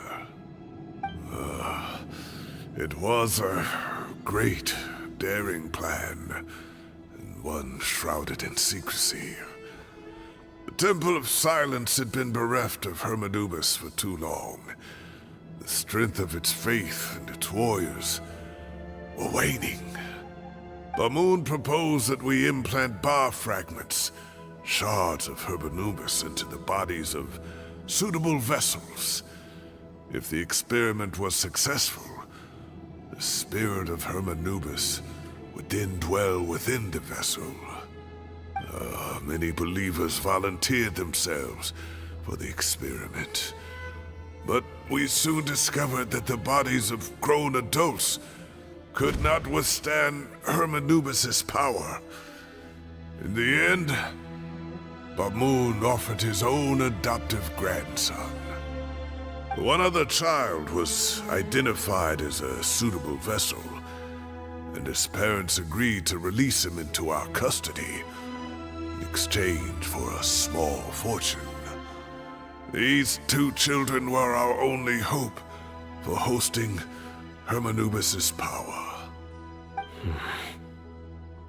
For many years, the Temple of Silence had been in possession of 2 Ba fragments from Hermanubis. As remnants of his raw power, they were exceedingly rare treasures. The test subjects were sent into a room that had been prepared for the ceremony, and instructed to approach the Ba fragments, whose power had been amplified. If, after some time, this power did not repel them, this would mean that they were suitable vessels. The original plan was for a 3-stage experiment: resonance, implantation, and recovery and observation. The resonance stage went quite smoothly for both candidates. As the 2nd stage began, I realized a decision had to be made. Should we implant the fragments one at a time? This would allow us to monitor the results after the first round and adjust our plan accordingly. Or alternatively, we could implant each fragment in a different vessel at the same time and compare their effects. But as I was deliberating, both Ba fragments suddenly became active. They glowed with a light we had never seen before. I knew that if they were not implanted right away, they would disintegrate and be gone from the world for good. Our 2 vessels had both displayed great promise by successfully resonating with the fragments. Under the circumstances, the thought of implanting both fragments into the same vessel seemed out of the question. To preserve our faith and our power, we implanted each of them with a single fragment. Ultimately, I ended the experiment and left, taking one of the children with me. In recognition of your past contributions, I chose not to send someone to hunt down and kill you both. Your lives were spared, but I have paid a great price for your betrayal ever since. I have always wanted to see you, Sino. Losing you and your Ba fragment dealt us a devastating blow. We've been in decline ever since you left. I see. So that's how I gained my power. Look, in essence, I borrowed your Ba fragment for a decade or so. And now you are seeking justice. If you want to take my life, then so be it. I'm an old man now anyway. But you cannot lift a finger against Sino. He is the General Mahamatra. Your actions would be seen as a declaration of war against the Academia. I'm sure you don't remember anymore, dear Sino, but you've met us all before. You were so young then, when we all gathered around and celebrated the revival of our Lord. You and he, Sethos, you were our final hope. You'd like me to return my power? As a follower of Hermanubis, I have allowed this power to remain in the rainforest for far too long. Now, it is time to reclaim it. That power is not yours to reclaim. Sino was chosen by the gods. You cannot take what they have bestowed. You are wrong. Sino was chosen, but he was not the only one. My child, Sethos, has the same gift as he. So those are your terms for freeing the professor? Despise me all you want. My sins are my own. The Temple of Silence is an innocent party. It is because of my foolishness all those years ago that the temple's glory has waned. And now I must take responsibility for the decision I made back then. So what you're saying is, the power of one Ba fragment is not enough? You're asking me to return the one in my possession, so it can be implanted in him instead? Divine power causes great suffering to those who wield it. How do you know that Sethos would be able to withstand it? He is no longer a small child. But regardless, this burden is ours to bear. And your objections mean little, given that you turned your back on us long ago. Both my heart and mind are telling me that what you are proposing is a terrible idea.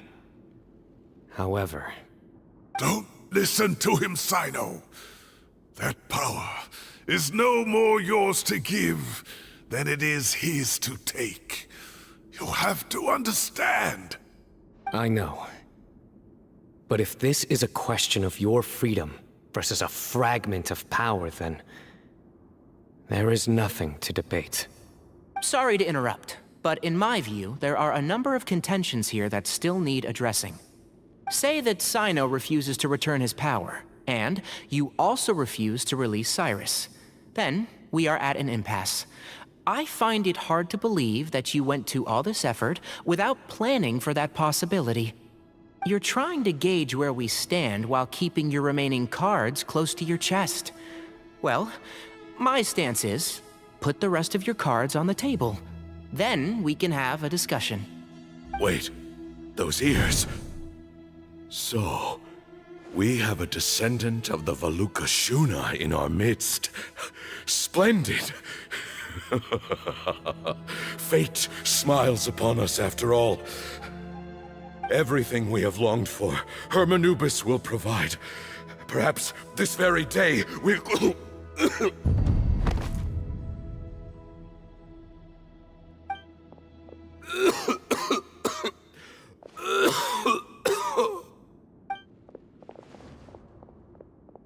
Why is he coughing so much? He looks like he's in really bad shape.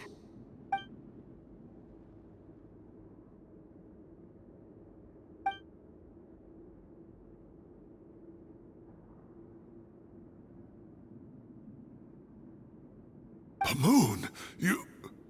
Take our leader back to his room. Sethos... you must... Grandfather, I know what you wish to say.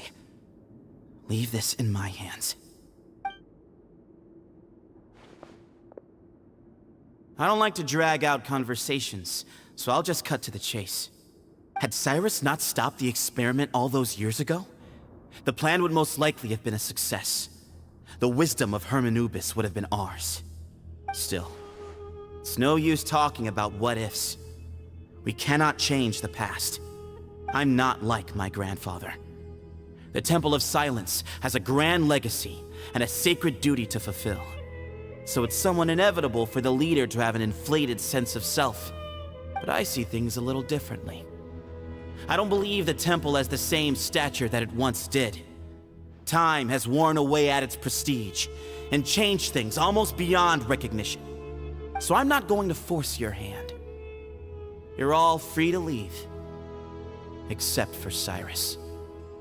My grandfather gave him his chance once. And now I'm giving the rest of you yours. You have courage and wise judgment, kid. Reminds me a lot of Pamoon in his younger years.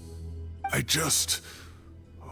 truly wish that the temple would take an objective look at the academia of today. You've been to the city yourself. I'm sure you've seen that much has changed for the better. And things will only continue to improve. Why not consider cooperating with the academia once more? If you hadn't betrayed my grandfather, I might well be open to persuasion. But it's a bit too late for that now, Cyrus. Tighnari made a good point earlier. He said there has to be more to your plan than this, and I agree. All you and Ba Moon are after is the Ba fragment. The professor will accept whatever fate you deem fit for him out of a sense of guilt. I am the one who has a choice to make. And that's how it was always going to be. Ultimately, you want to trade the Ba fragment for the professor, correct? I'm glad to see you're giving it some serious consideration. I won't forsake my professor. Nor do I intend to run from a problem that I must face sooner or later. Give me one night to make my decision. That works. Then I'll be waiting to hear your verdict, Sino. Oh, my grandfather still has a fair few things he wants to say to Cyrus, so I'll be escorting him back now.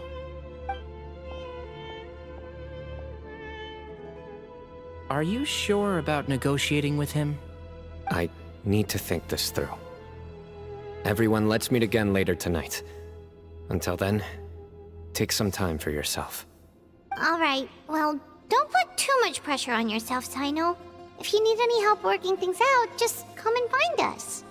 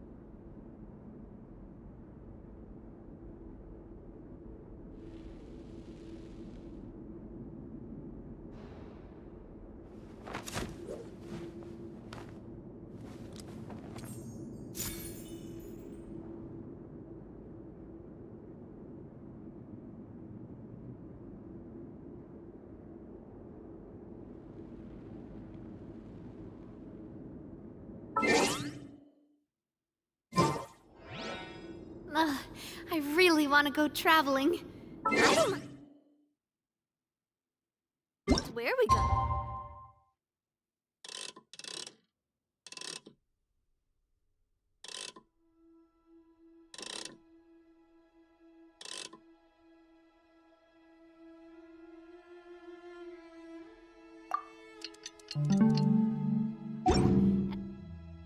As long as I have my friends with me.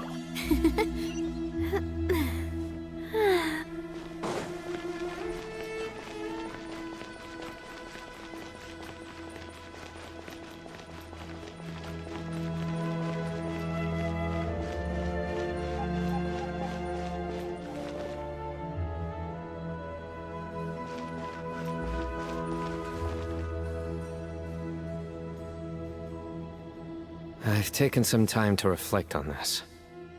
If I had to guess, Professor Cyrus came to the desert knowing that he would almost certainly never return. He's a stubborn man who tends to double down when he feels strongly about something. We won't get anywhere trying to convince him to escape. I agree. My master Nephis says the same thing. Once Cyrus makes up his mind about something, he won't listen to reason. Mm-hmm. So that's one thing. A few other things come to mind too. You've heard all you need to hear about the Temple of Silence. So on that, I don't have anything to add. My own memories of this place are hazy though. Probably something to do with the overpowering presence of the Ba fragments.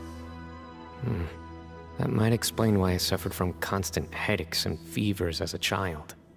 I do remember having some fleeting moments of profound emotion when vague images would appear in my mind. But I don't recall much, only bits and pieces. I was still young then, and all I could understand was that there was a strong will inside my mind. Thinking back on it now, I suppose it was Hermanubis' way of trying to encourage me, even if we couldn't communicate. The power that came to inhabit my spirit was probably one of the cornerstones of their whole faith. So if the will and might of Hermanubis is a real, intangible thing, and they are its rightful worshippers, then... You're not gonna give in to their demands, are you? Surely there has to be another way.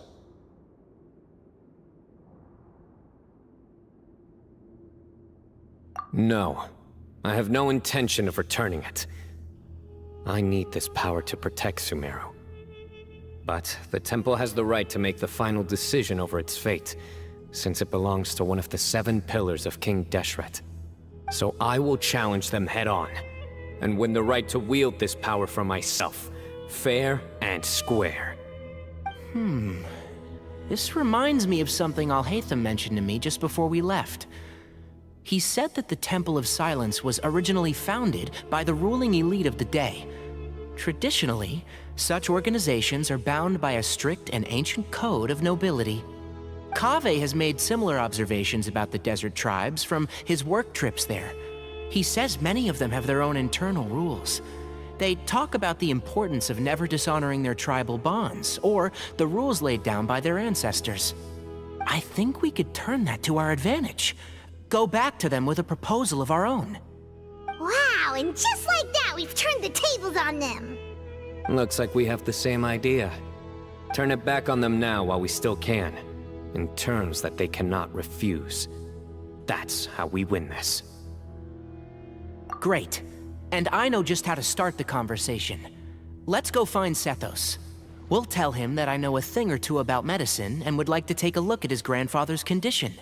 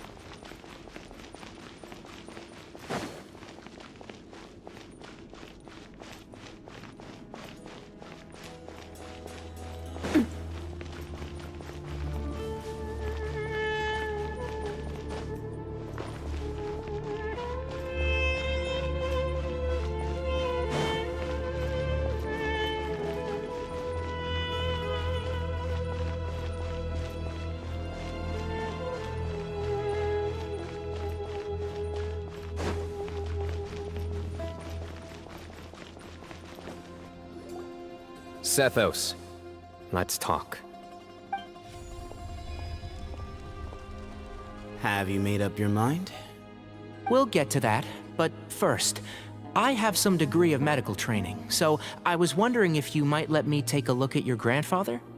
I have no objections, although we do have our own doctors here. I doubt you'll be able to tell us anything we don't already know. Only one way to find out. Follow me. Keep your voices down. We don't want to disturb him.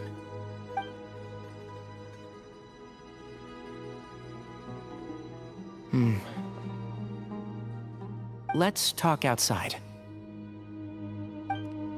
Bamoon has fallen into a deep coma, and his prognosis is quite grave. I'm sure that your physicians have come to the same conclusion. He appears to have sustained a serious injury in his youth, which has been exacerbated over the years by the heavy burden of work and now by the effects of old age. Regretfully, I must inform you that, based on what I've seen with patients in a similar condition, he doesn't have long left. A few days at most. Yeah. I've known for a long time. You're his heir, aren't you? You clearly have a lot of respect for the man. But you also see things differently. You have a broader range of concerns and a more pragmatic approach. So tell me how we can end this on your terms. Let's find a way to bring all this to a resolution while Bamoon is still alive to see it. That's what really matters to you. I know it. Yeah, there's no time to waste here. You know that better than anyone. You know, the two of you are actually in a very similar predicament right now. Both of you have a very different perspective from the men who raised you. Right. And you didn't create this situation. They did, but somehow you've ended up having to make the tough decisions. You're right. We both look at this problem very differently than the people we inherited it from. I accept, Cyno. This all began because of Hermanubis, so let's end it with the rite he himself created. Legend has it that when Hermanubis first arrived in Tuletula, he sparred with the city's residents. He and his two companions proved their mettle by fighting over several days, winning the support of many fine people. That group of supporters were some of the first members of the Temple of Silence, and the sparring matches were enshrined as one of our founding rites, the rite of duels. It's where it all began. Sounds very fitting. I'm in. As a fellow vessel of Hermanubis, your ties to the Temple of Silence run deep. So I will permit you to participate in this rite, along with your chosen companions. 3 against 3. Sounds good. However, I have some additional terms. As the challengers, you must win all 3 of your fights to win. And Cyno, both of us must put our Ba fragment on the line. The winner takes them both. Letting Cyrus leave with one of the Ba fragments was a mistake, made by my grandfather out of pity. It is a long-standing issue that must be addressed for the Temple of Silence to move forward. I can make no concessions on that front. None needed. We're on the same page. If I win, the Temple of Silence must release Cyrus, and consider this past dispute resolved.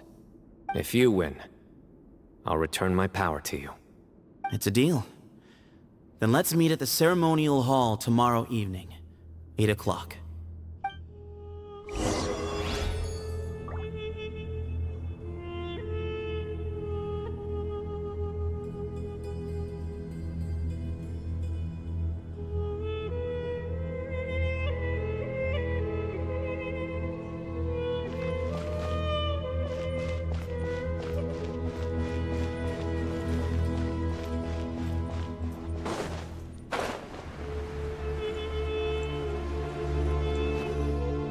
Well, after how that went, there's definitely no turning back now.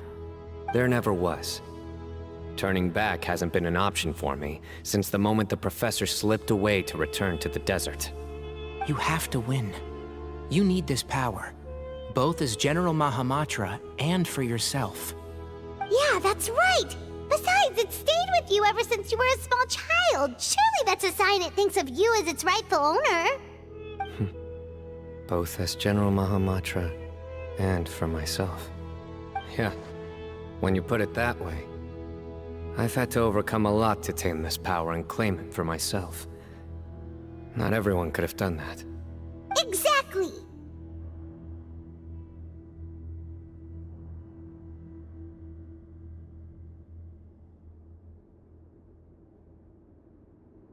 The Traveler and I will never lose. And neither shall I. The desert was home to an ancient and great civilization that, for a variety of reasons, fell out with the civilization of the rainforest. It's just as Dia said. Prejudice has pushed people apart. But there must be personal factors at work here too.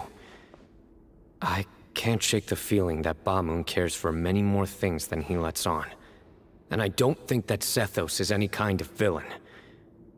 He's just doing what he thinks is best. Tomorrow, everything will be resolved.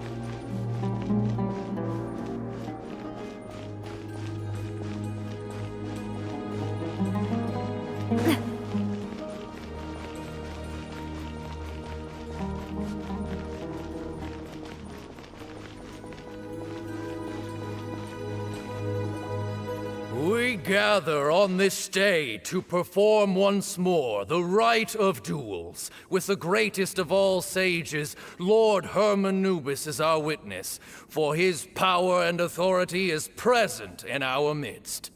This is our most sacred of ceremonies, and no disruption from the audience shall be tolerated. It is incumbent upon all to observe the duel with the utmost respect and reverence throughout the proceedings. Representing the Temple of Silence, the Defenders.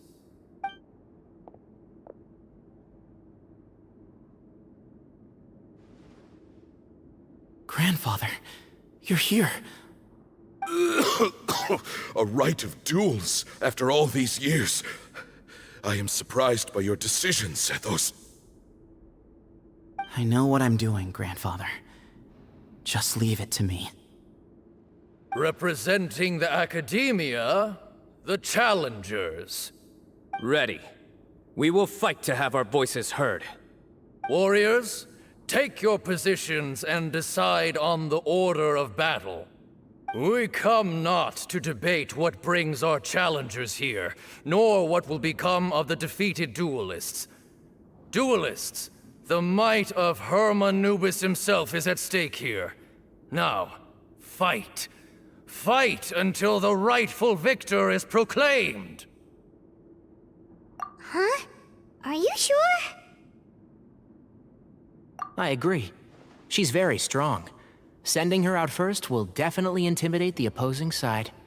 Okay, then you're second. Sure. We have decided. So have we. Let's begin. Duelists of the first bout, please step forward.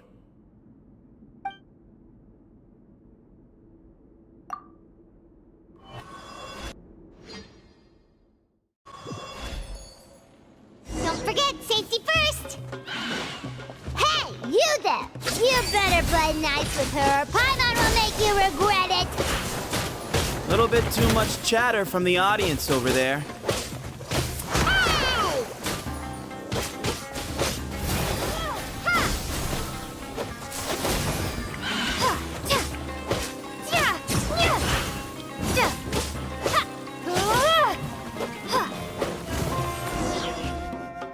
A swift end to the first bout. I now invite the duelists of the second bout to please step forward. When you're both ready, you may begin. Let's begin. Watch out! He drank plenty of water before the bout, so he should be fine.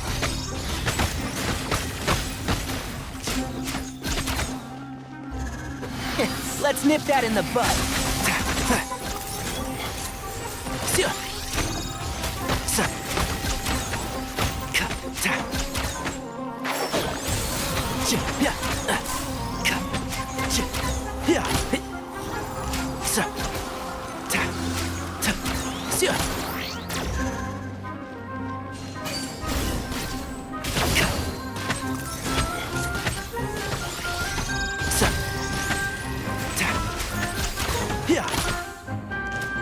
Enshroud! I'll uproot you!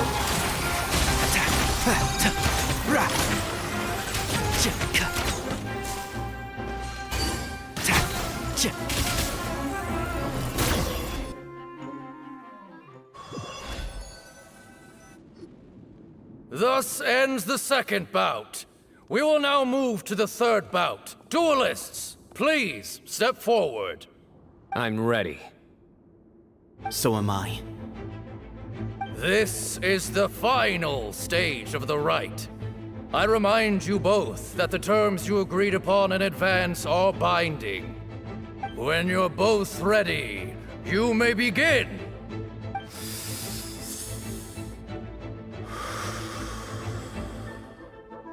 I am Zethos, vessel of Hermanubis, grandson of Bamun, the leader of the Temple of Silence. For many years, we have kept our covenant with Lord Hermanubis by guarding the secrets of King Deshret. And even in our darkest hour, when we could not see a way forward, we chose not to abandon hope, but to embark on a brave new experiment so that we might prevail. We earnestly sought Lord Hermanubis' wisdom and power, longing to see his spirit and his light descend upon us. Now, I will fight to become the rightful wielder of that power!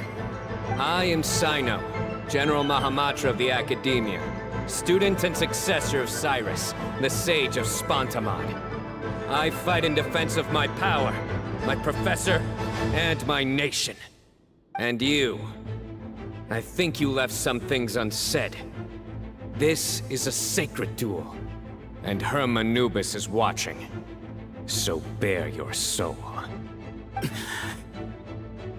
Everyone, old and young, fit and frail, they're all waiting to see how this duel will end. My grandfather is a wise leader. He is also known to be a ruler who is not afraid to get blood on his hands.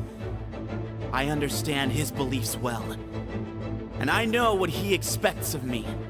But our faith has held us back for too long. After I grew up, I went to the rainforest once, and I saw for myself the people of the city. Times have changed. The people of Sumeru are happier and more free now than in the past. I thought about this as I stood at one of the tallest points in the city, gazing down at the streets below. Then I thought of you, Sino. You and I both wield the same power, yet the lives we lead could not be more different. Each Ba fragment of Hermanubis stands for something different. Might, glory, or one of many other secrets that have yet to be revealed. I once thought that the nature of our fragments must be what makes us so different from one another. But maybe it's that you've found your answer, and I am still searching for mine. I am more than just a warrior. I am my own person. Exactly. The name Hermanubis has left its mark on both of us, shaped the course of our lives. We are his vessels, and yet we are more besides. So show me your answer, Sino. Show me I can be more than my faith, more than the power I wield. Show me the person I can become!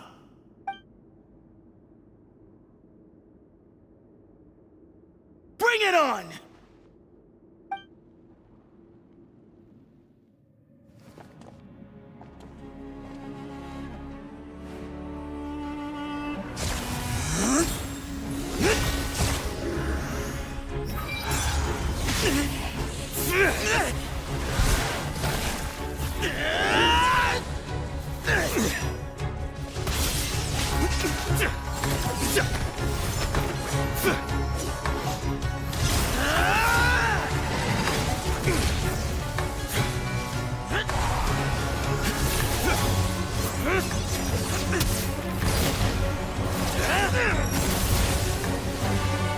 That's all you've got?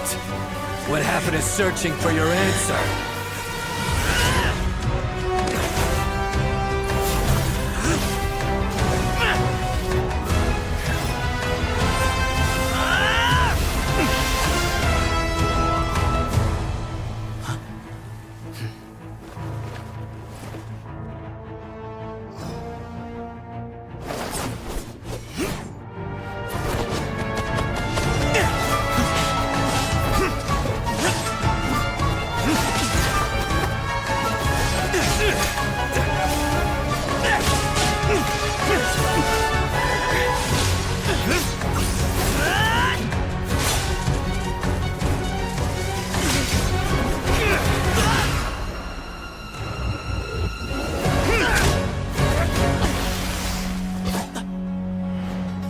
fight's over.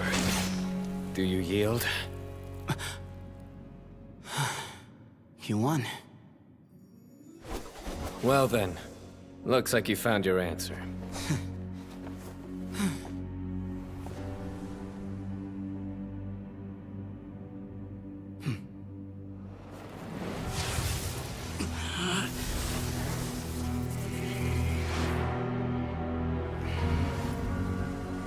I give his glory to you.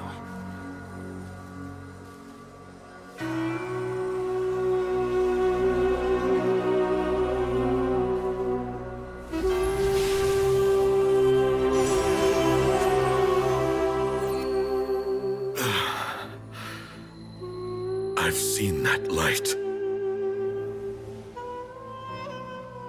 That is the light of our Lord, the great Hermanubis, priest over all other priests.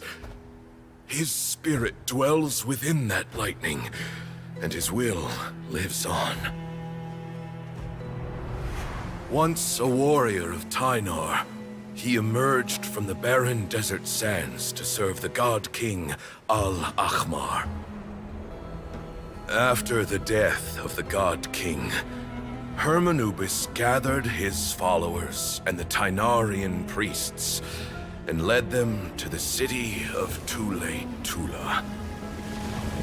There, they founded the Temple of Silence, and from that day forth, we became stewards of all knowledge that survived from King Deshret's civilization. Barely a century passed before war ravaged the desert.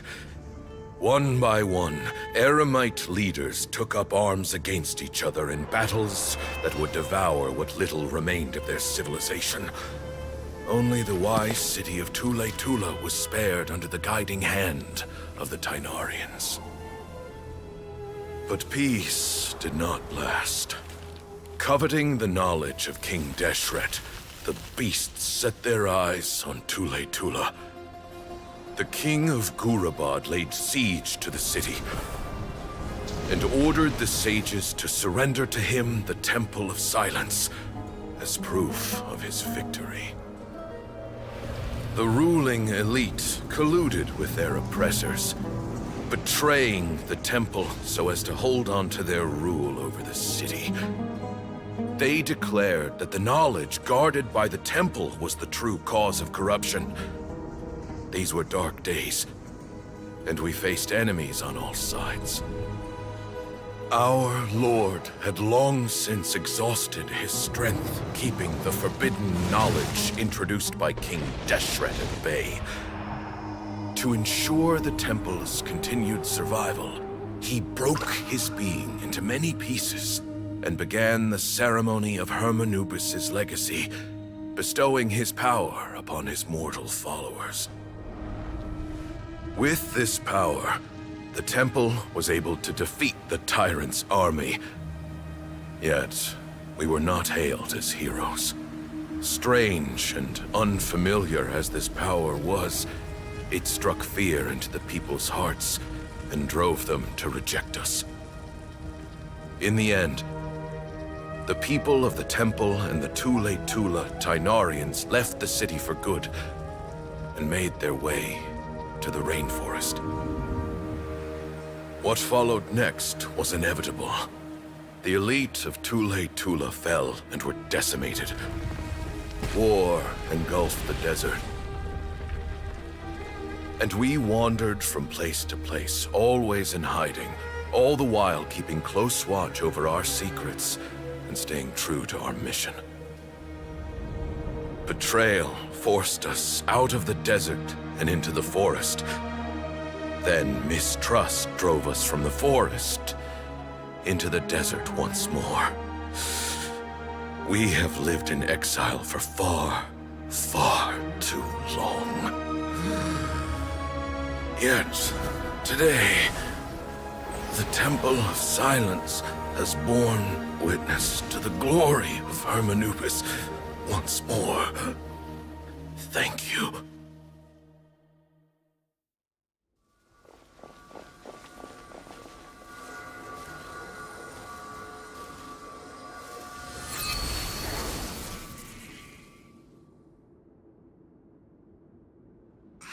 it? Do you feel okay?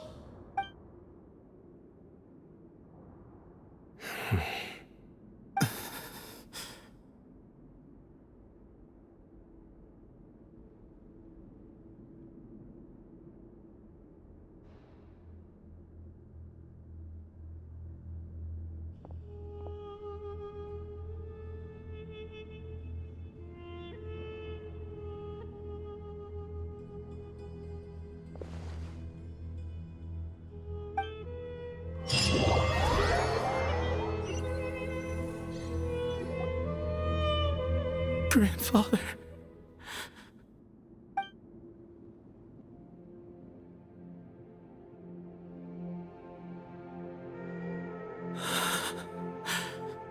Hey, Sethos. You'll get through this. I know. I'll miss him. I guess you were prepared for this. It's been a long time coming, huh?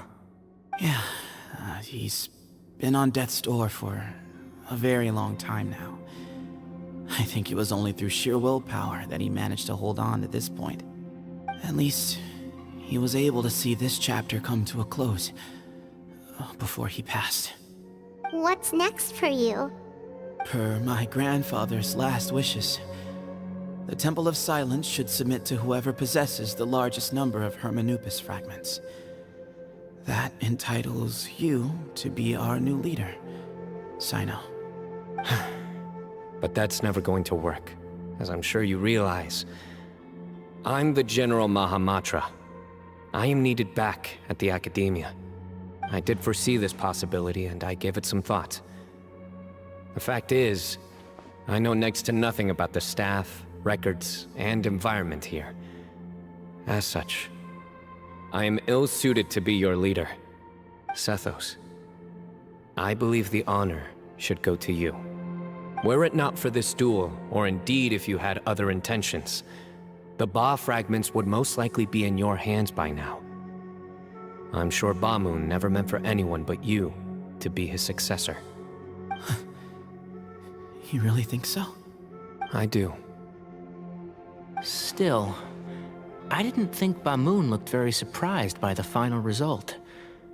Perhaps he had an inkling that this would be the way things end. Well, in any case, since the Ba fragments are with me now, I guess I can call the shots. Sethos, I would like you to succeed Bamoon as the new leader of the Temple of Friends, which means that the Academia and the Temple of Silence will become partners once more. That's a much bigger deal than you might think, Sethos. You said yourself, times have changed. You have to believe that things can change for the better here at the Temple too. I will try. To be honest, I couldn't have asked for a better outcome. Actually, part of me wonders whether Bamoon's intentions from the very beginning was just to create enough pressure to force us towards a duel. That way, no matter who won, one of us would have to surrender our Ba fragment, and the power of Hermanubis would be concentrated in one single person. Had you won, the Temple of Silence would have doubled its strength. And were I to win, he correctly anticipated that I wouldn't suddenly drop everything to become the leader of the Temple, much less integrate the Temple into the Academia by force. He knew that the Temple's future would depend not just on the guidance of Hermanubis, but the support of the Academia too. So he made it his responsibility to ensure his successor would be free from the burdens of the past. His plan meant that whoever ended up succeeding him, they would have an easier time interacting with the Academia. With one single letter, he lured out the professor. No matter what happened after that, it would result in a net benefit to the Temple. And here I thought the General Mahamatra wouldn't care for all these trivial details. You're absolutely right. Grandfather and I considered this from every angle. We had to find a way to mend our relationship with the Academia. In that sense, the right of duels was just a means to an end. Thank you for everything, Cyno. As a gesture of our gratitude, to those that you and Lesser Lord Kusanali deem worthy, I will grant the honor of access to the Temple of Silence for their pursuit of knowledge. The Temple of Silence has a wealth of information on King Deshret's civilization, more than any other organization in existence today. In times when you need information that only we can provide, we will be here to support you. But you must be exceedingly careful with your selection of candidates, lest you lead humanity to repeat the same mistakes. By the way, Tainari, my grandfather was so happy to see you. You are a descendant of the Veluca Shuna, and we are the heirs to the will of Hermanubis. The story goes that King Deshret chose the sage Hermanubis from among the Tainarians and appointed him as his familiar. He went on to fight many valiant battles with his Tainarian companions. They always stood by each other, from the founding of the Temple of Silence to the fall of Tuletula. The Tainarians who left Tuletula joined their human counterparts in the rainforest. A few centuries later, when some of the group returned to the desert, many of the Tainarians chose to stay and put down roots in the rainforest. In all likelihood, those were your ancestors. How fascinating. My father once mentioned that I was named after the Tainarians, but I never knew that my forebears had such a history with the Temple of Silence. I like this story. By the way, has anyone seen Cyrus? Yes, Cyrus. You'll probably find him in my grandfather's room. He wouldn't show it in front of me, but I think he still has many fond memories of my grandfather. If it's true that you and your grandfather really planned for everything to turn out this way, then I guess he didn't really resent Cyrus as much as he appeared to. Who knows? Perhaps all of us. You, me, and Cyrus. We're all just pawns in my grandfather's plan to set things straight. He was awful like that. Someone's got to make the decisions when history is at a crossroads. I will make a detailed report on all of this to Lesser Lord Kusanali, and arrange for an official delegation from the Academia to come and meet you in the desert. I'm sure you'll have lots to attend to in the days ahead. But once things return to normal, please come and visit the rainforest again. You should stay for a few days this time, and start to build some relationships. If we're going to work together, both sides have to get to know one another better. I will. All right, well, bye for now, everyone. I'll be seeing you. See you soon. Come hang out with us anytime.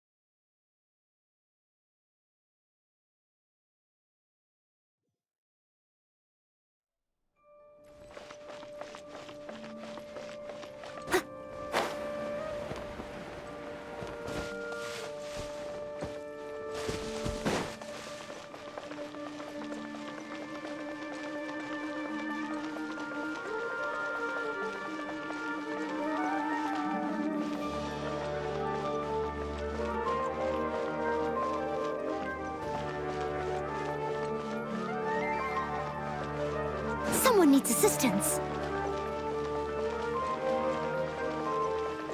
What? I think it's way better to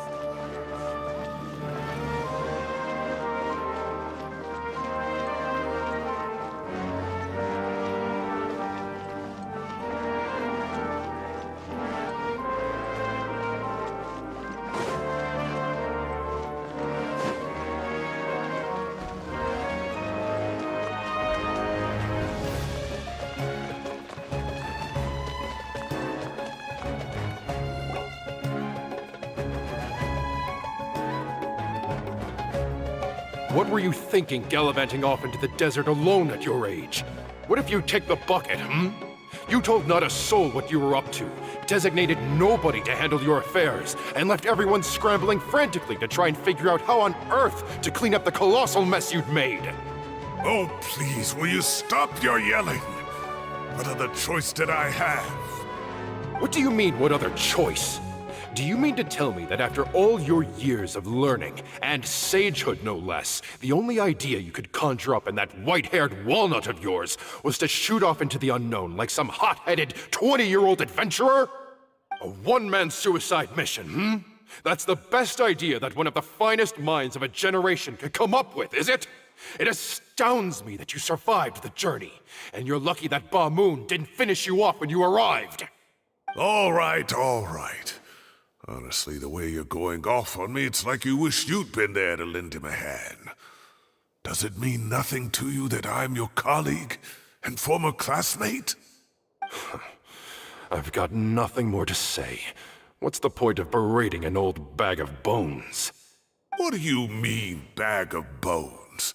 I'm a flesh and blood hero who, despite his old age, saved our General Mahamatra from being stripped of his powers. Okay, look. Fine, I admit it, I was in the wrong.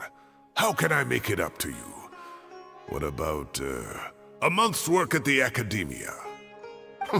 1 month? Try 3.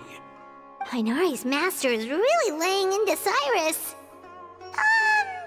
Let's give them a wide berth. Professor brought this on himself. Don't pay any attention to him. Wow, I haven't seen Master get this riled up in a long time. The last time he chewed someone out like this must have been back when I was still a student. I think I'll go around and update everyone. Tell them the situation's resolved. Want to come with me? We can go for dinner afterwards. My treat. You in? Makes sense. I'm in.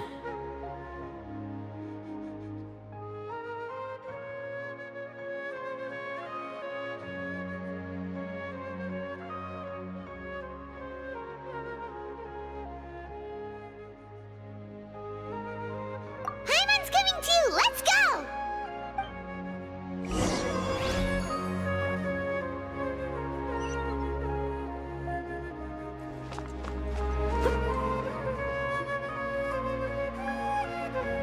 Hey, Kale. You're back! Well, look who we have here. Would you mind explaining to me what has been going on this past few days? I heard you all ran off into the desert and got embroiled in a major catastrophe. All taken care of. That does not answer my question. How could you be so careless? That goes for you as well. Yes, and you too. When you run into problems, you really ought to ask for help, you know? I've been around the block. Don't you think it would have made sense to involve me? And let's not forget, I know the desert like the back of my hand. Now would not be a good time to attempt to argue with Farazan. You're right. Mm-hmm. It's not the first time that I've had to talk to you about this sort of thing either. You need to learn that there are times when the right thing to do is get a more experienced member of staff involved. Do I make myself clear? Because if you don't,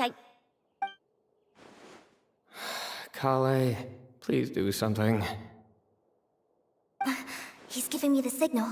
All right, guess it's time to play my ace in the hole. Say, Madam Farazan, I can see you're pretty upset, but, I was just wondering, remember that time you offered to give me a tour of the Academia? Does that offer still stand? Huh? Wait, did I hear that right? Kale, you remember? Wonderful. Well, of course the offer still stands. Come on. Madam Farazan will show you around the old classrooms.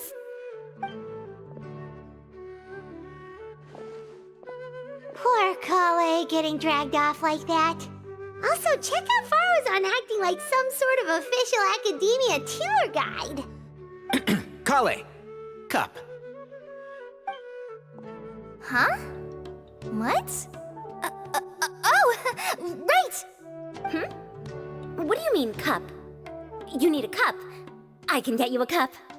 Oh, it's nothing. Just Master's way of reminding me to stay hydrated while I'm out and about.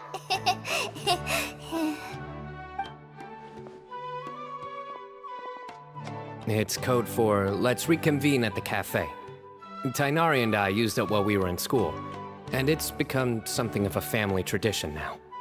Oh, that's kind of fun. Mm-hmm. 2 people left. Let's bring them along too.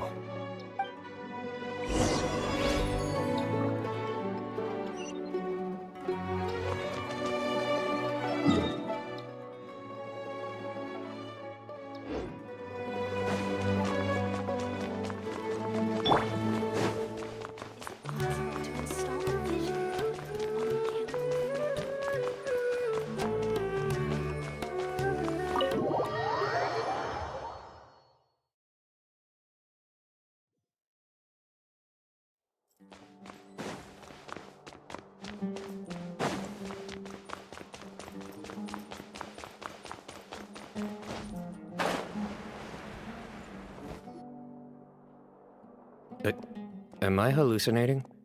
Or do I see Kaveh and Alhaitham engaged in diligent studying? We're just reorganizing all the books we used. Look, there's a whole mountain of them. There's no rush. Nobody reads these books anyway. My sincere thanks to you both.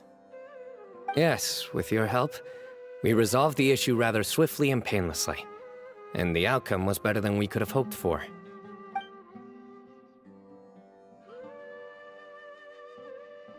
I see. The Temple of Silence resorted to rather unique means of self-preservation. It explains how they managed to remain hidden for so many years. And it sounds like they managed to preserve a whole load of ancient documents as well. I'd love to go check those out if I ever had the chance. That day will come. The Temple of Silence is a hugely important organization, and we'll be sure to maintain good relations with them in the future. Now, as a token of my appreciation, I'd like to treat everyone to coffee. Sounds good. Yeah, sounds great. Although after the last few days, I don't know if I can handle another coffee. But I can just order something else. Sure. Let's go.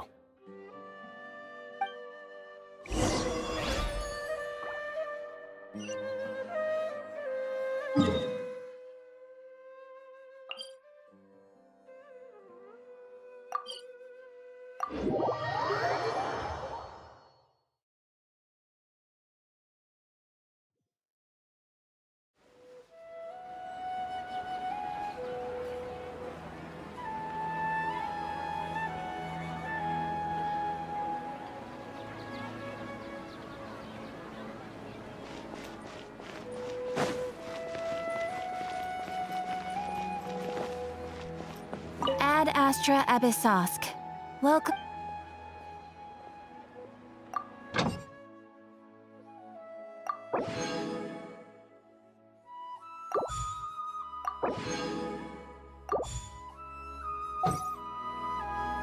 Don't you think my craftsmanship deserves a...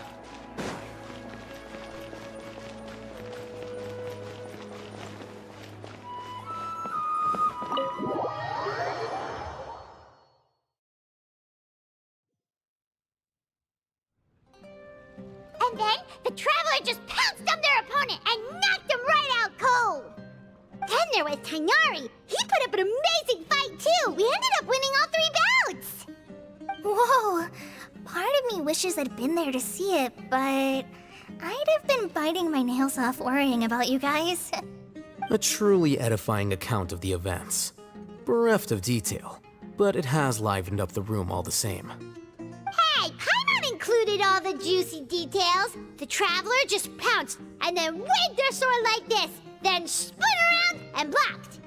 Despite winning 3 bouts in a row, you still ceded the position of leader to him. That's very dignified of you, Sino. Of course. Being dignified comes with being a true champion. I got to be a champion too for once. I've not sparred much with desert folk before.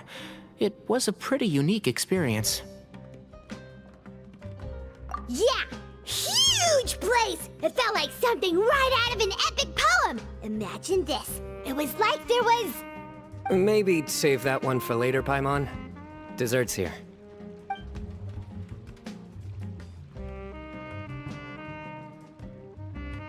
I think that'll do me for today. Shall we stop off at the House of Dana again before heading home? We should probably finish putting all those books back. My thoughts exactly. See you around. I should get going as well.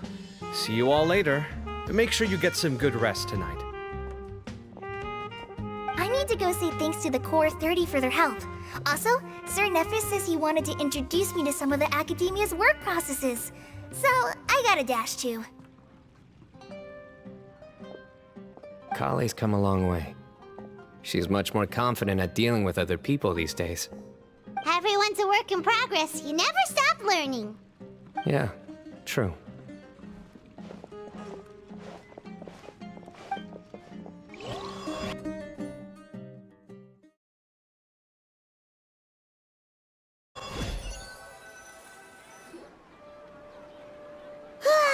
That was good. It feels like everything's finally wrapped up now. Life is all about these moments when you can finally relax and hang out with good friends after a job well done. And also, those desserts Sino got, they were really good. Paimon definitely needs more of those in the future. Do you three have anything planned for the rest of the day? If not, would you come somewhere with me? That's a secret for now. Wouldn't want to spoil the surprise. Okay. I think I can guess what you're talking about. It'll definitely be a nice surprise. Well, now Paimon's curious. Come on, let's go.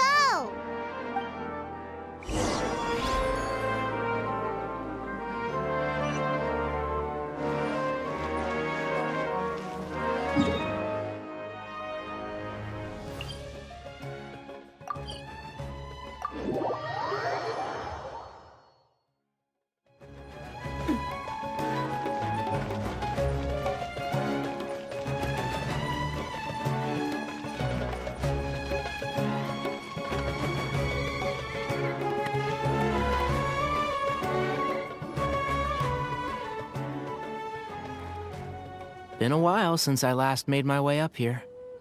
Wow, look at this place! We're so high up! Need any help?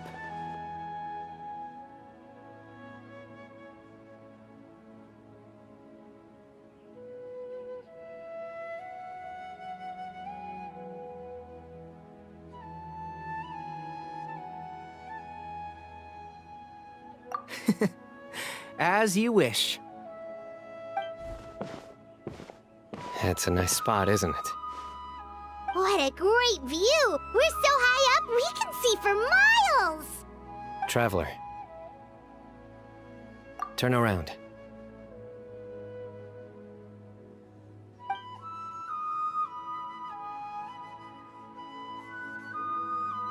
This is my secret base.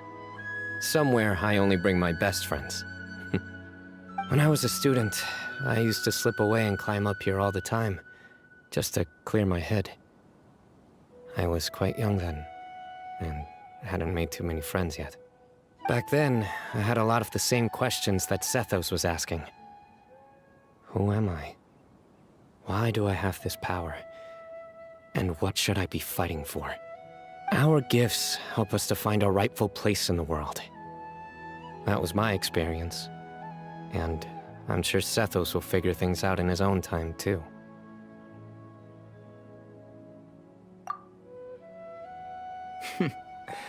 You two really are like brothers. I feel the same way. Of course. I see no need to be humble when it comes to the facts. I still remember one time when we came up here to chat and do our homework. Sino accidentally dropped a fruit. Luckily, he has fast reflexes, so he caught it just in time. That was the one and only time. Nothing will ever slip through my fingers again. Those were good times. I kinda miss the student life. You know, Paimon really shouldn't be able to imagine Sino doing something like that, but for some strange reason, the mental image is coming through clear as day. Then make it stop. There's somebody there. It's Professor Cyrus. You guys carry on without me. I'll be right back. Okay. Huh? Hey, you're not supposed to jump down! Be careful!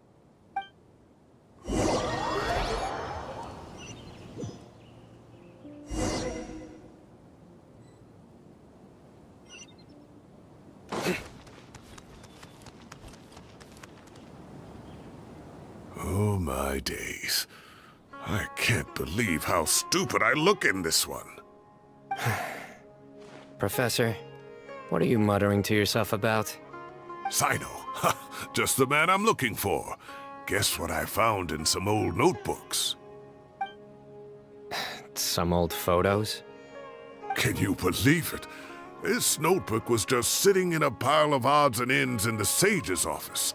I must have forgotten to take it with me, and no one's touched it since. It was still right there. I was at the Academia earlier to discuss my workload with Nephis. I swung by the old office to have a look around and just happened to cross it. Well, time flies. Look how tiny you are in this picture. Still a kid. You look quite young yourself in that one. Ah, it's this one. I remember that. Lisa took it, didn't she? Yep. Looks like her work, all right.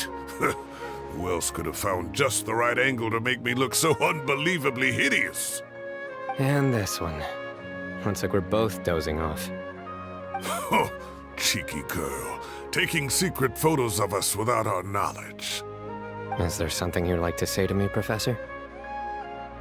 Like what? Like, these are good photos, aren't they?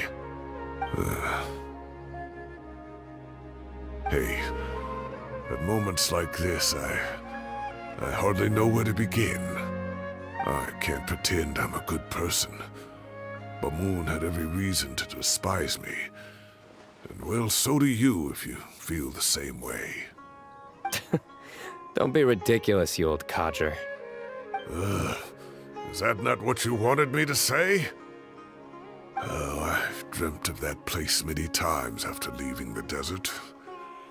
Sometimes I've dreamed that I was doing research with them again. And other times, I dream of the day they saved my life.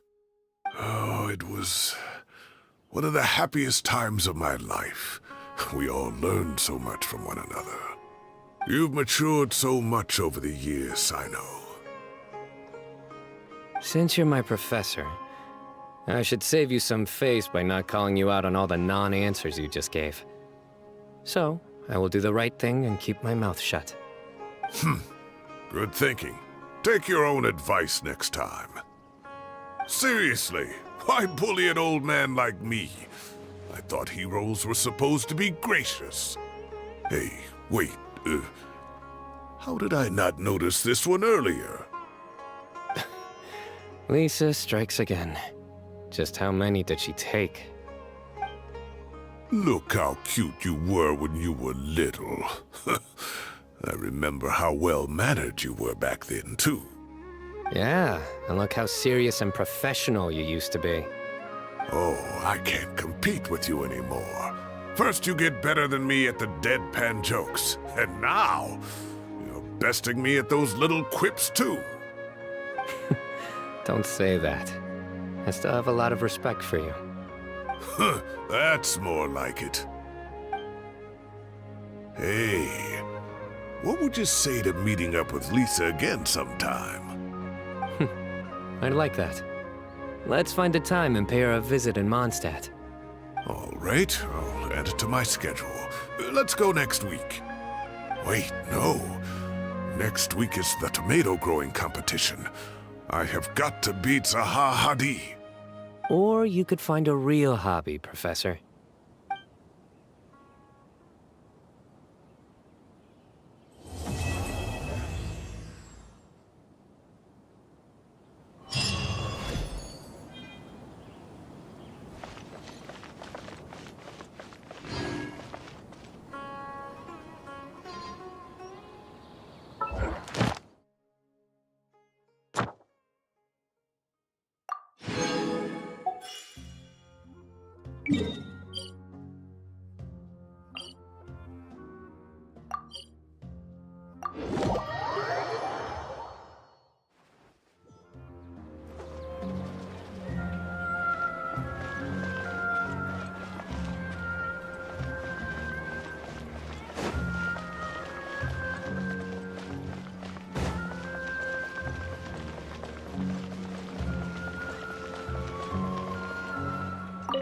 Astra Abyssosque.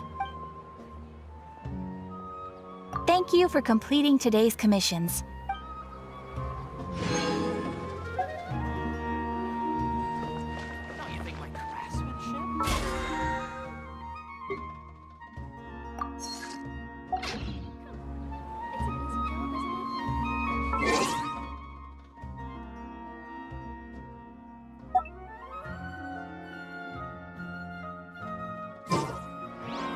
Whenever you need me, I'll...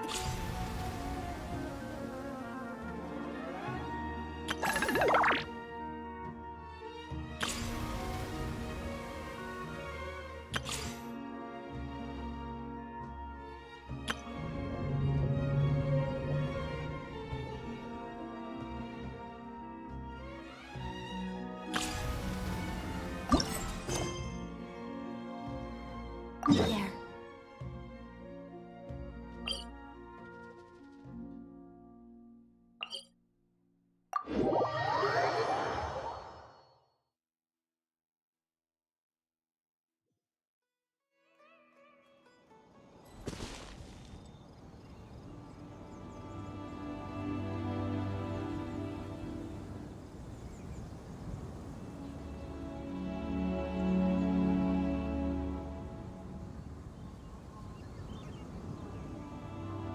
Leave it to me.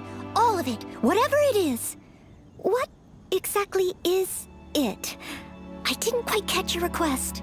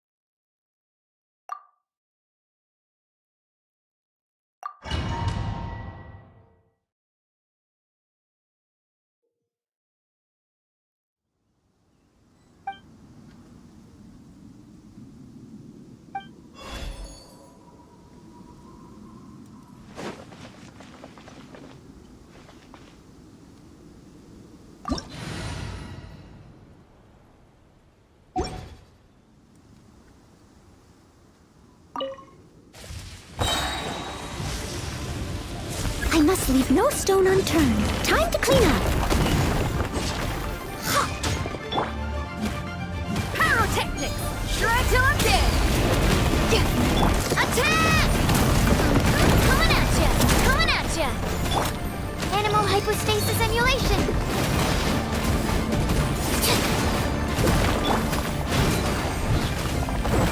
Steady as stone. Coming at ya! Coming at ya!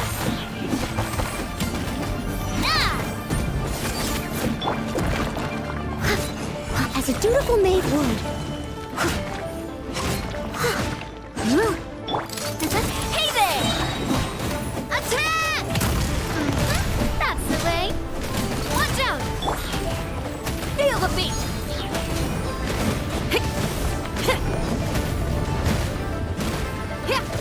Watch out!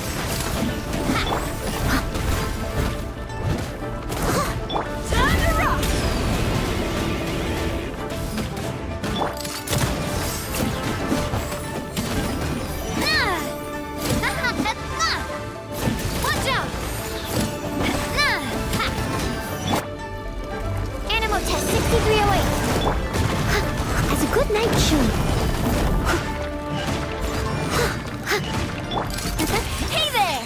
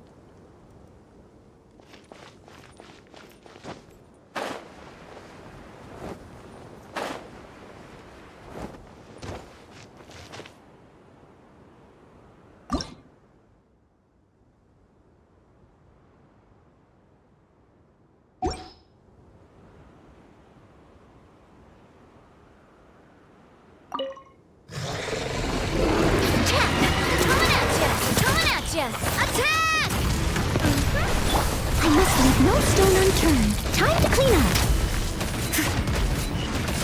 Power core! Amp it up! Enhanced animal module 75. Absorption test.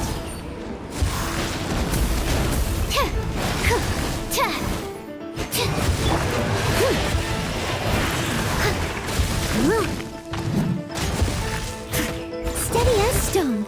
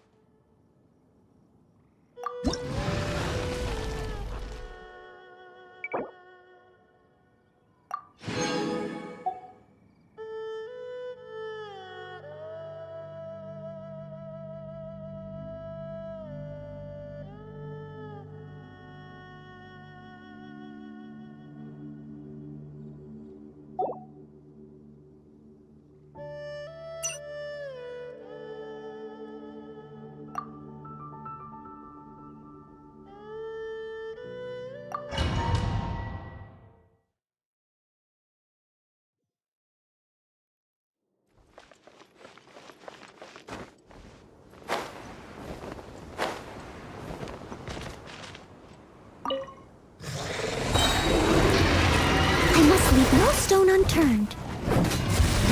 As a good knight should. Pyrotechnics! Time to rock! Swirl, Mark 2. Stand clear. A proper send-off from the Cena with love.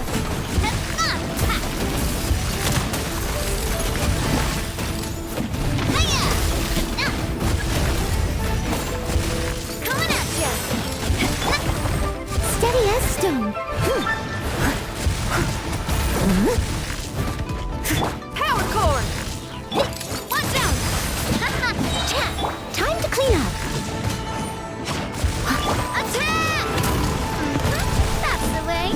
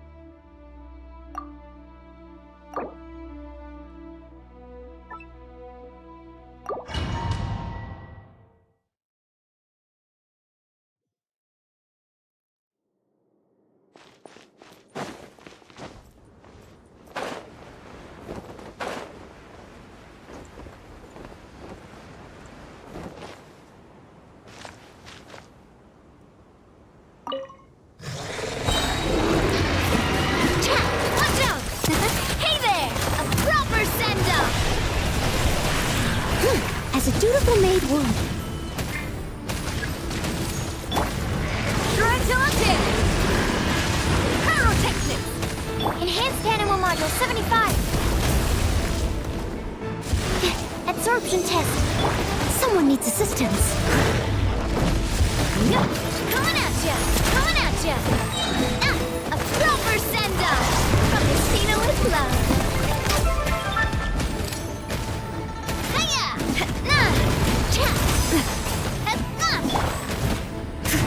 Leave it all to me. Power core! Hey there! Stand clear. As a good knight should. I can patch myself up. Steady as stone.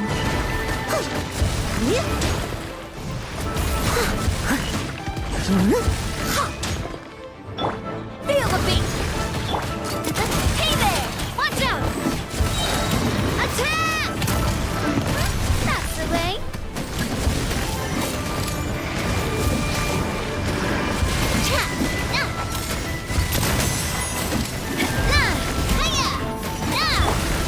must leave no stone unturned.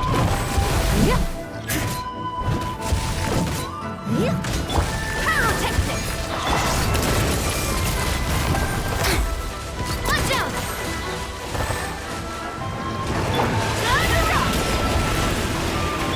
As a dutiful maid would. Leave it all to me.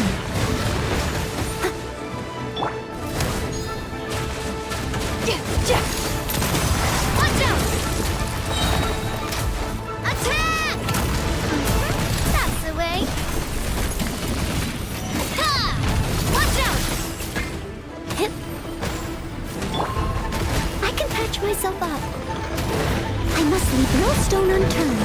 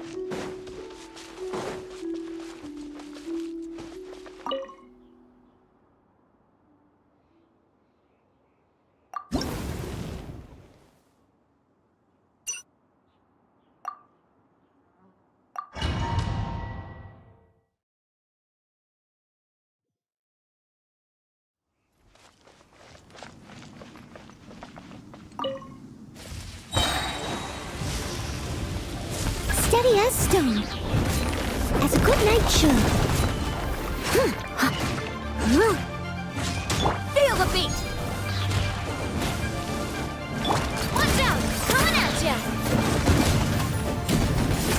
Ah! Attack!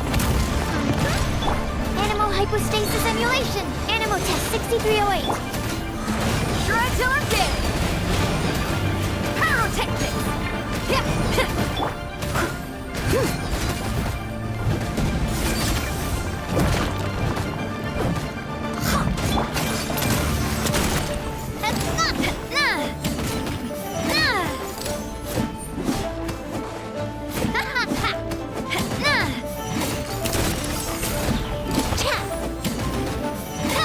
As a dutiful maid would. Leave it all to me.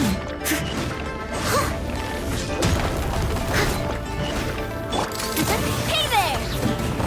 Feel the beat!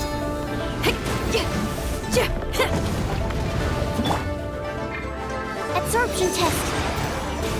Attack! That's the way! Coming at ya! Hiya! Coming at ya!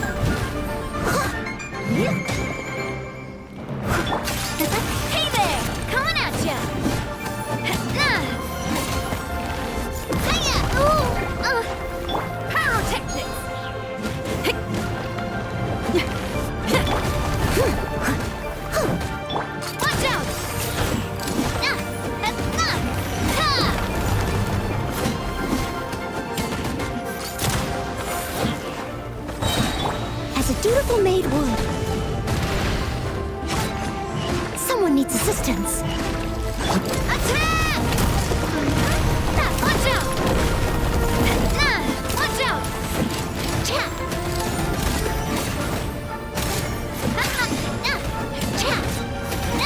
Absorption test.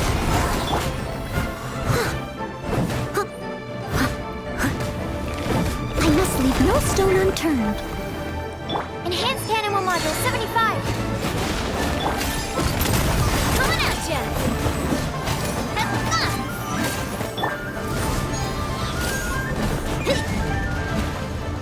A proper send-off from the Spina with love. Coming at ya! As a good knight should. Leave it all to me. Amp it up! Animal test 6308. Watch out! Cha!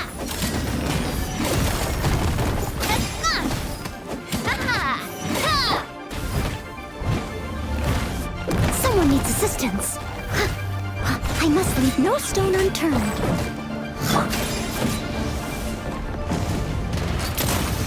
Attack! That's the way. Time to clean up.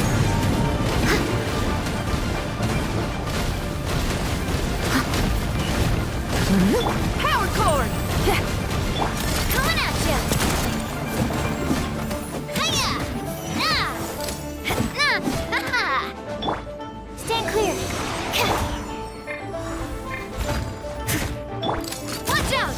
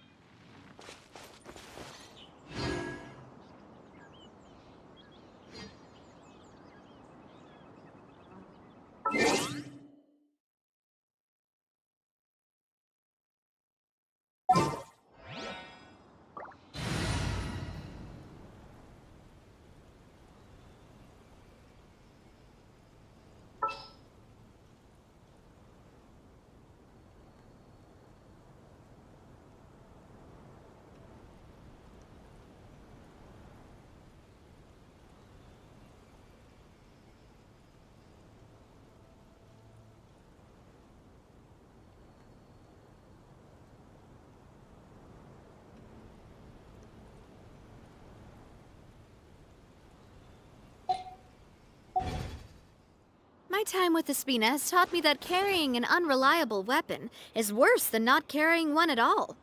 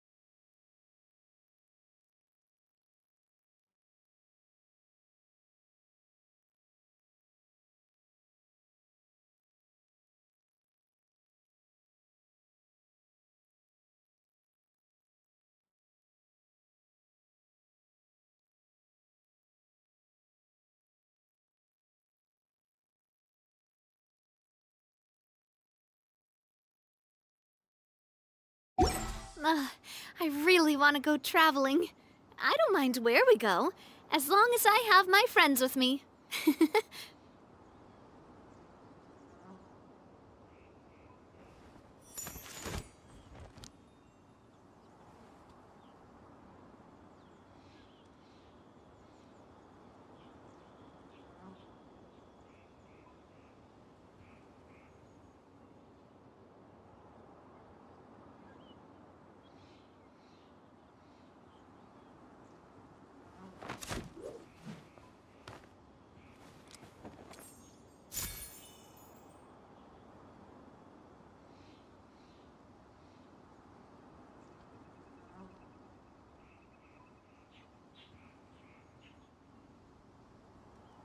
My time with Espina has taught me that carrying an unreliable weapon is worse than not carrying one at all.